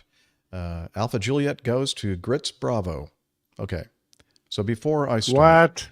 What? No, what's this Alpha Juliet? That's the weirdest name I've ever heard. I know. So here's the deal. We share a lot of the same audience that Opposing Bases, the best aviation podcast in the universe. Self-promoted. No, it's a very fine show. Love those guys. And I love all their audience as well. Anyway, they have this thing where they don't use their real names. And they say, there's, what's that? I heard something. Dropped out for a second there. Okay. I have no idea why we're Skyping out like that today. Anyway, they have this thing where I guess the air traffic controllers don't use their real names. They use their alphanumeric, or I guess just alpha letters to describe who they are. And of course, Alpha Juliet is who sent us this feedback, and he's AJ. Yeah, that's what we call him here, is AJ. But so, and what they do on opposing bases is they use very descriptive ways of, very descriptive ways of describing. That's dumb. They use very clever and creative ways to describe certain airspaces and airports and various things to keep it all anonymous. And so that's why. Which I might point out, they frequently forget and give it a different name the next time. But yeah, that's true. But it's part of the creative process, I guess. So, I'm only joking. I'm gonna read this straight as AJ. Hopefully, I'll do this right for you there, AJ. So here we go. Here's his feedback. Hello, my name is Alpha Juliet. I'm an aviation addict. And then we all respond with, hello, Alpha Juliet. Okay. I guess we needed to have a hello, Alpha Juliet. Okay. No, okay. All right. We're going to start over again. Hello, my name is Alpha Juliet. I'm an aviation addict. Hello, Alpha Juliet. I'm writing you today to tell you the story of my adventure traveling into the beating heart of the tremulous place known as Grits Bravo, KATL, also known as the Rectangular Bravo to its friends. By the way, I never refer to it that way at all. My normal commute to work varies from 40 minutes to a mind-melting 1.5 plus hours, depending on how many denizens of our beloved metro area have run out of talent on the highways and byways of my intended travel. Late one recent Sunday evening, I had the epiphany that travel in a relatively straight line, similar to the African or European swallow, of course, dependent on useful load and required reserves, was possibly and probably far more temporally efficient, even if not more financially effective than the routes available to the common motor car or automobile. I inquired of my most locally residing coworkers if they shared a similar understanding of the dynamics of traffic and whether they would like to accompany me on my optimistic attempt at a better way to arrive at our place of employment. Can I interject there for a second? Yes. A cow worker? Is that like a cowboy? No, a coworker. It's not a cow. Oh, okay. Okay. Right. Now I understand. Thank you very much. All right. Fortunately for our endeavor, the workplace I previously referred to is immediately adjacent to an airport. Unfortunately, it is considered the largest airport in the 13th colony and arguably the busiest airport in the world. Something like an aircraft leaves the clutches of Mother Earth or returns to her pine needle bosom approximately every 36 seconds. Feel free to check my facts, but I am confident Wikipedia always publishes the truth. Yeah, you can count on that. When Monday morning, the day of the actual mission, reared its dull gray brow, we were weary but optimistic. I watched the weather progressing and paid close attention to the forecasts. Deciding everything meteorological was moving in our favor, not only for the commute to work, but also for our return trip that evening, we made the call to execute Plan Shortcut. We all met at my home base, Guntown, Romeo Yankee, which is Cobb County International Airport, McCollum Field, and got loaded up. I called for our clearance, and after, I kind of interrupted that whole stream of thought there, and it sounded like they were getting like loaded up like high or something, but I don't think that's the proper way to do that. So let me start over this paragraph. We all met at my home base, Guntown, Romeo Yankee, and loaded up. I called for our clearance, and after confirming with clearance delivery that I was actually sure of my destination, a tiny bug smasher going to a big scary jet port, and I had filed direct. Was rather surprised to be cleared as filed.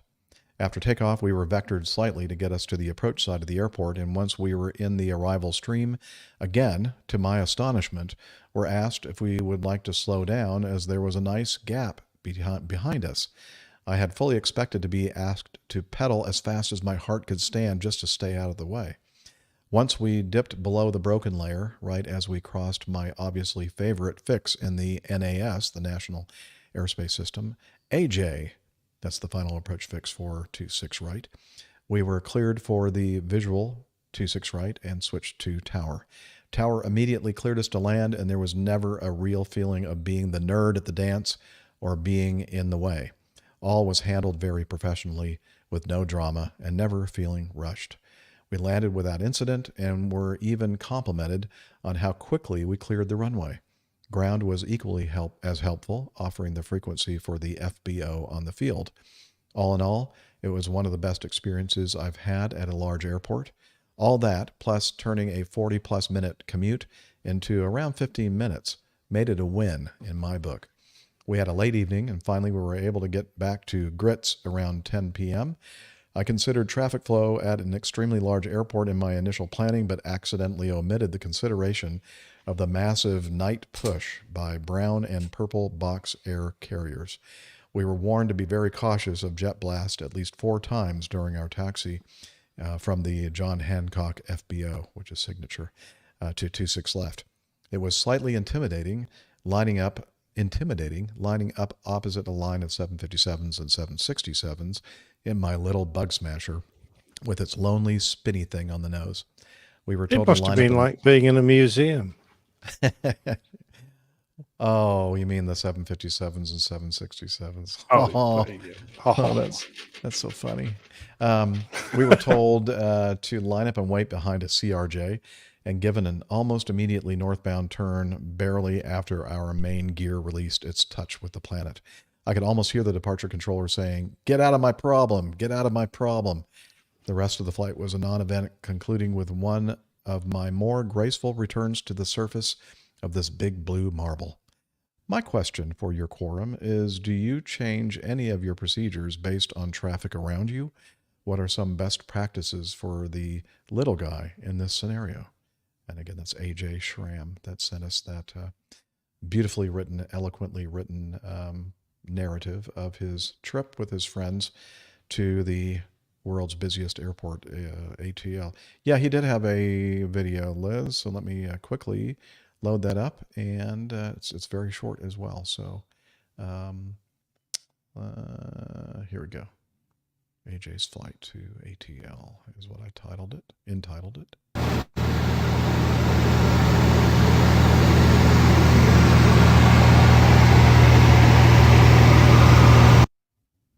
I think that guy in the left seat is AJ himself. Let's slowly back it up, and there we go.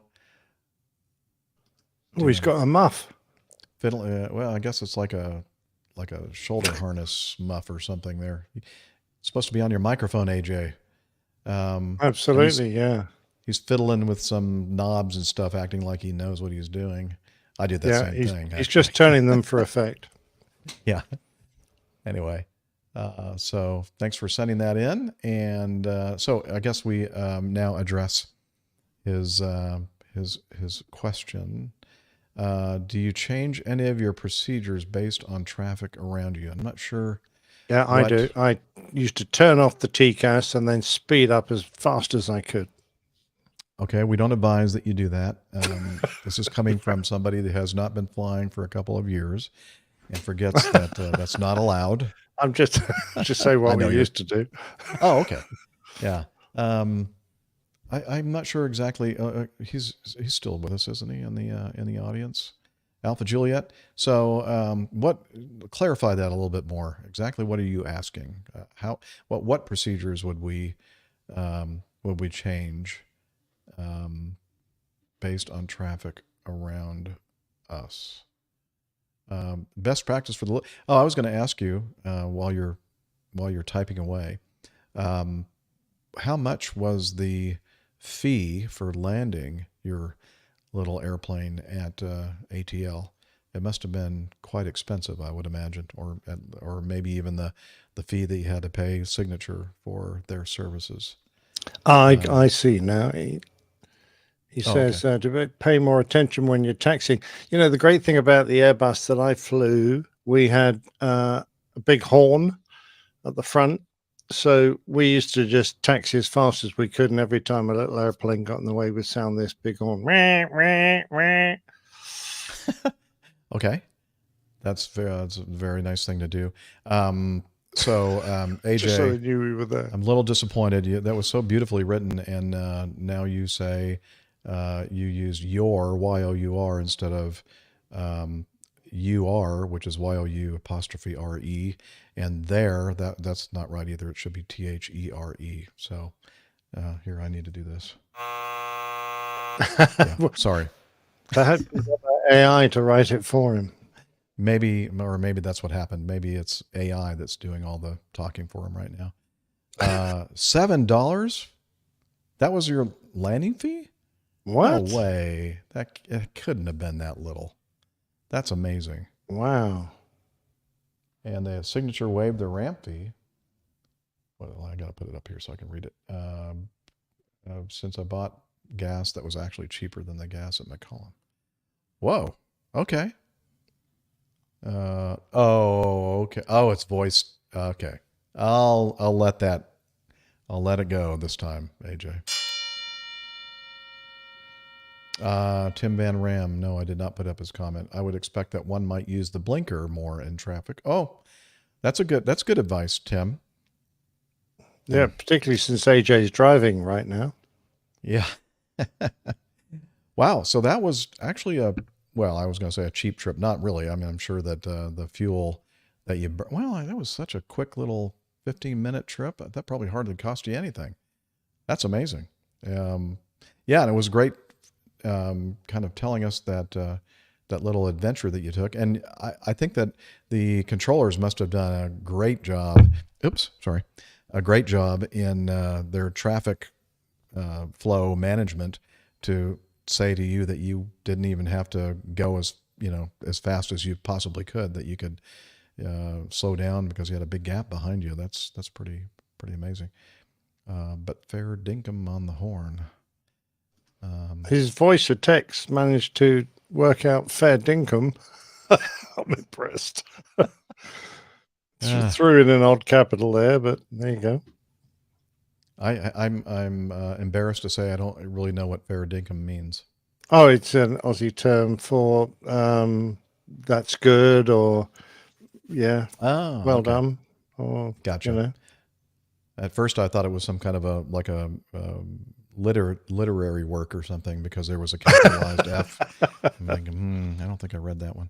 Anyway, so thanks, AJ, for Alpha Juliet, for sending in the feedback. That was pretty interesting, and I'm kind of amazed that it was so cheap and it worked out so well for you, because it must be intimidating to fly into a huge airport. I mean, we're used to it because this is what we do day in and day out, and I've been doing it for more than 34 years. Well, I must admit, I found it pretty intimidating the first time I went into Atlanta.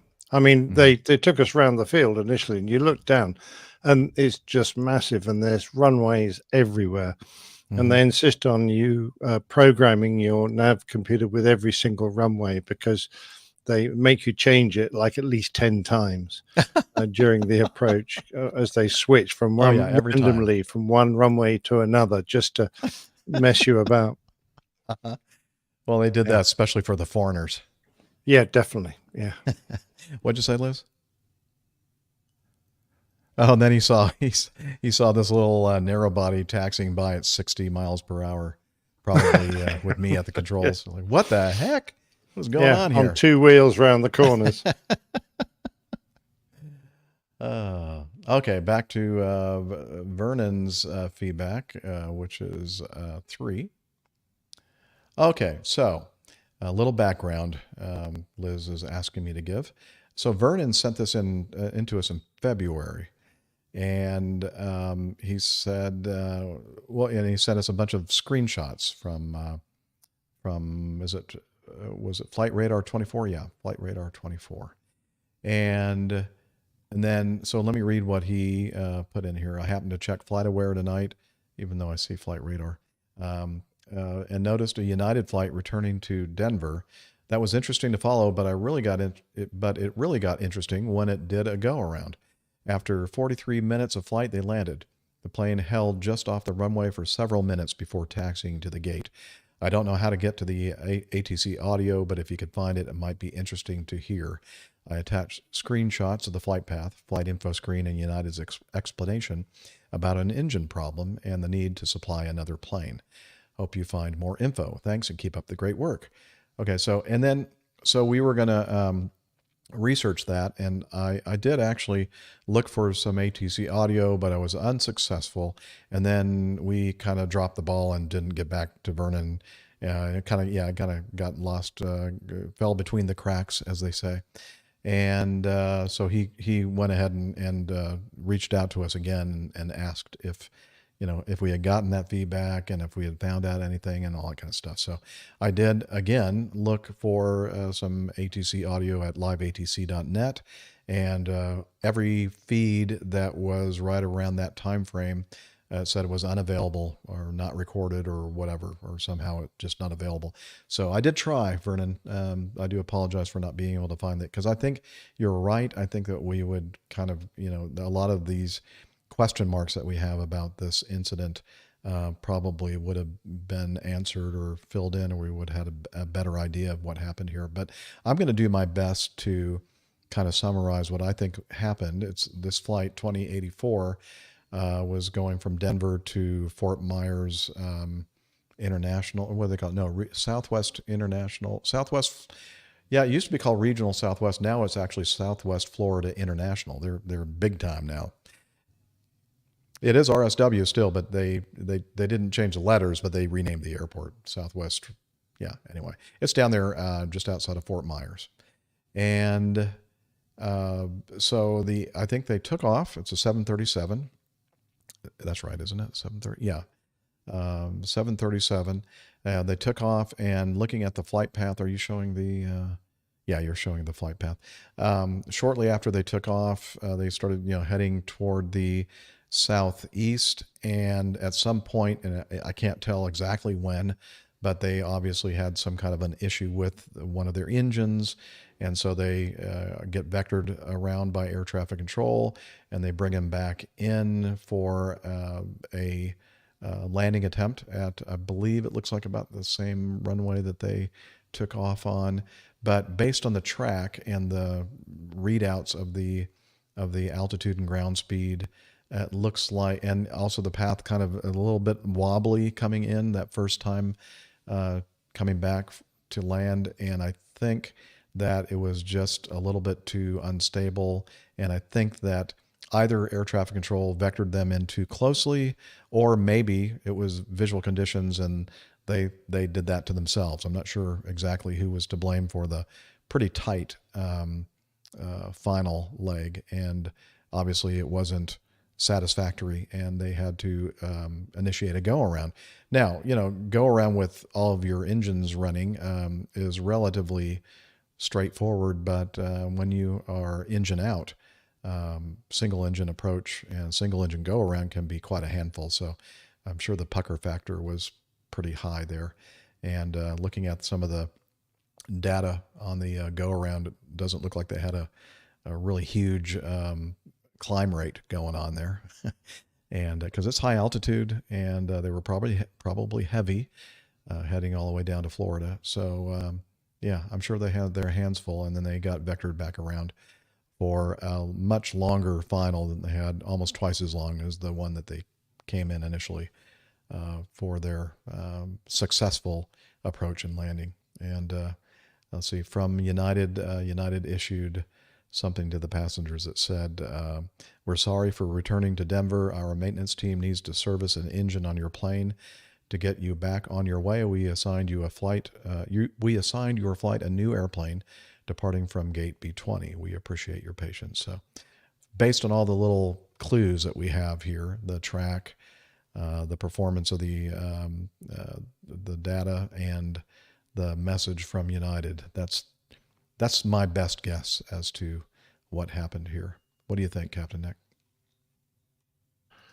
I think if they they needed a service on the engine, they should have had it done before they left. They probably should have served it. Yeah, they're probably using different language than we would use. I was just thinking, if I read that as a passenger, I'd go, "What? You brought me back to Denver because you need to service the engine? What, do you forget to put some oil in it or something? What's the matter with you?" That's what it means to me. Yeah, exactly. Joe, I told you to put oil on the engine. Yeah. Why didn't you do that? Yeah, exactly. No, I think you hit the nail on the head, Jeff. Yeah, you're right. A single engine go around is not going to be particularly comfortable. Although we used to practice it every time we did a handling check in the simulator. You know, we'd take off into an engine failure, and you come back round, and the next approach was going to be an ILS, and you knew you were going to get balked or whatever reason, you'd have to do a go around, and then the next approach would be a non-precision approach to land or whatever. So we're pretty comfortable with doing that. It's a pretty regular training requirement. So no big deal, but you know, with only one engine, it concentrates the mind. Yep. All right. Well, again, Vernon, sorry we weren't able to find all the audio and stuff that went along with this. Usually I'm pretty successful in finding stuff, but failed in this attempt. Failed miserably. I did. Sorry. Let everybody down. So let's go to number 10 from Vernon. Again, he sent this in much more recently, and we're addressing it much more quickly than we did his last installment. Greetings, APG crew. Just watched a revealing documentary on PBS called Hindenburg's Fatal Flaws, about the 10 decisions that led up to the 1937 explosion of the German passenger airship. The program is part of the PBS Secrets of the Dead series, and probably available on the PBS streaming service called Passport. Captain Nick, it would make for a great Plain Tales episode if you haven't done so. Keep the hydrogen part intact. Your loyal but addicted APGer, Vernon Tryon. I've never heard of this Hindenburg thing. Is that something? What was that all about? It was happened in New York, I think, wasn't it? New Jersey, actually. Lakehurst, New Jersey. Yeah. Okay. That's one of my things that are on my bucket list. That's one of the places I'm going to be exploring in the RV, in the APG mobile studio, because every time I fly over, you know, like I'm on an extended final for Newark if they're landing to the north, or sometimes extended flow of traffic into LaGuardia, and sometimes even Kennedy, but mostly LaGuardia and Newark. And if it's clear and you can see down below, you see these huge hangars, these big blimp hangars or dirigible hangars.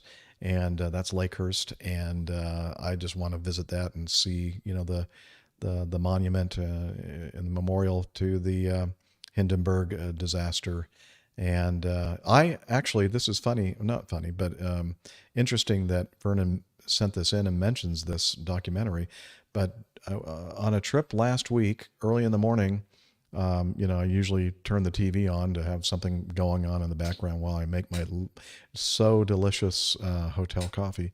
And it just happened, I was just going through the channels and I see them talking about the Hindenburg, and I go, what's this? And sure enough, it was this documentary on PBS. I didn't realize that it had been something that they just released. Okay, so what were the 10 decisions? I don't remember all. I only watched it for a few minutes, Nick, and it was like an hour-long program. Well, I don't think I can get access to PBS over here. But I mean, I'll see if I can give you some kind of link or whatever. The point is, I've already done the Hindenburg. Oh, have you? So I don't really want to have any new reasons that I didn't cover. Oh no! Oh, that's right, you did. And there was. Sorry, yeah. Go ahead.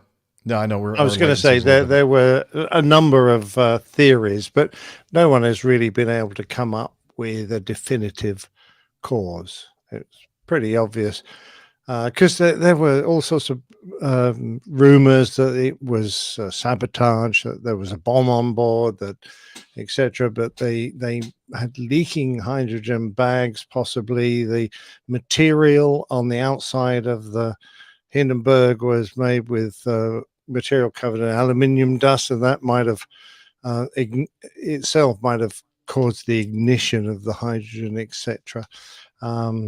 So, but quite honestly, you know, these things get regurgitated, and no one will know for sure exactly what the cause was. One of the things that I'd never heard before until I saw a little bit of this documentary was the skin of the blimp, the Hindenburg, was fluttering, and they, I guess, never encountered that with smaller, versions of these things. But this thing was, like the biggest that they had made, I think, at the time.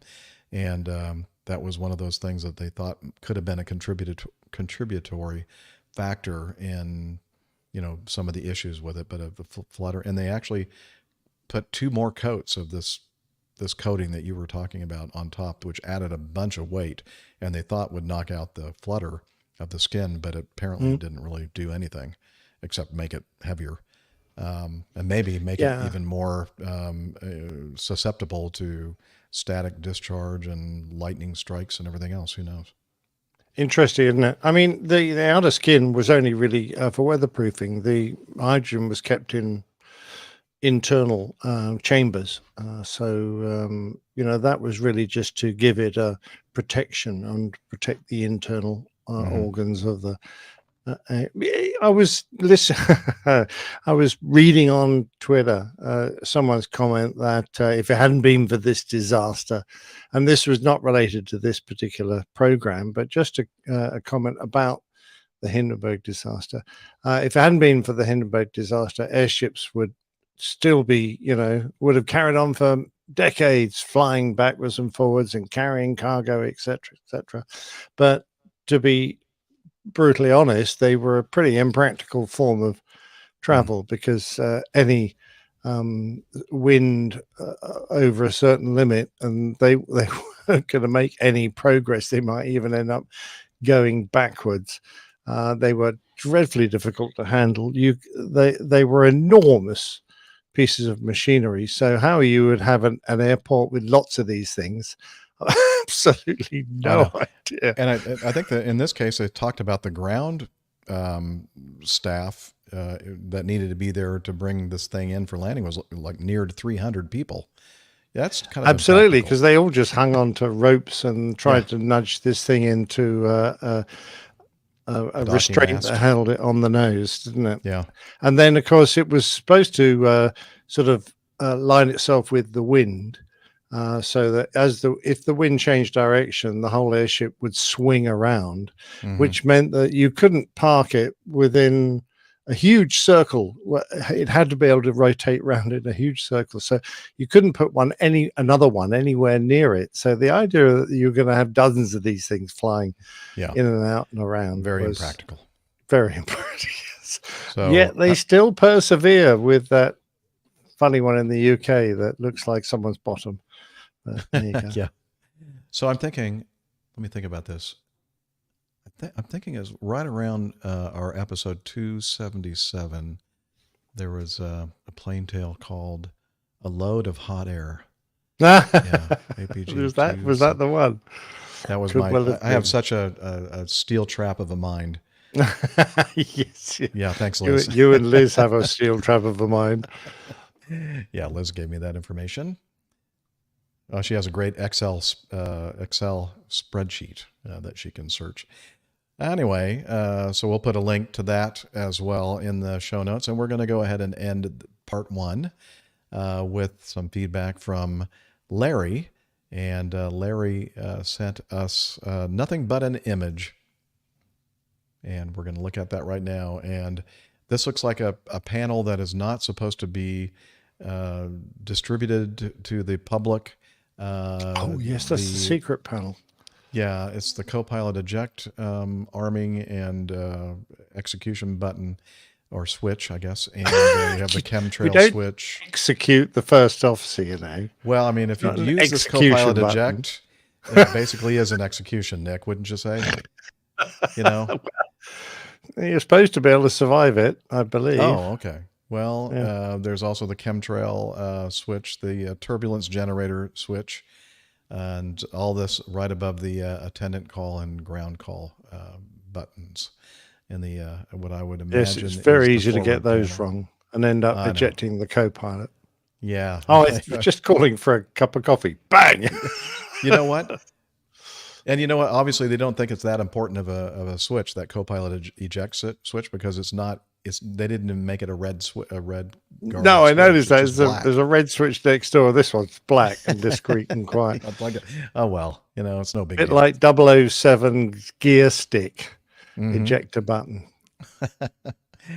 Okay, very funny. Thank you, Larry. He didn't send any words to go along with that, just a link to that picture. So thank you, Larry. We do appreciate it. One of these days, I'm going to get back to Tulsa and meet up with all my great friends there and listeners of the show. And you're only 24 hours from Tulsa. Is that a movie title or a song or something? Okay. Song. Sorry. Airlander 10 is the funny airship in the UK that looks the like a flying bottom. Yes, it really does. Okay, well, we're going to go ahead and end the 572 part 1 right now, and we're going to start again, we think, around 7:30 Eastern, which is, what'd you say was 19 plus... midnight 30 Z time, no, British time, 11:30 Z, 23:19. Oh, I'll be pushing up Z. 23:30 Z we're shooting for, I think. And that's only a quarter of an hour. That's an hour and 15 minutes. Well, that'll be a quarter past midnight. Yeah. Exactly. Okay. Well, exactly. Go ahead. Quarter past midnight. Well, let me say something that will make it easier for me to edit this. All right, that's going to end part 1, and hopefully you'll hang around, especially those of you listening to the audio podcast. I mean, you have no choice but to hang around for part 2, which will be here before you know it.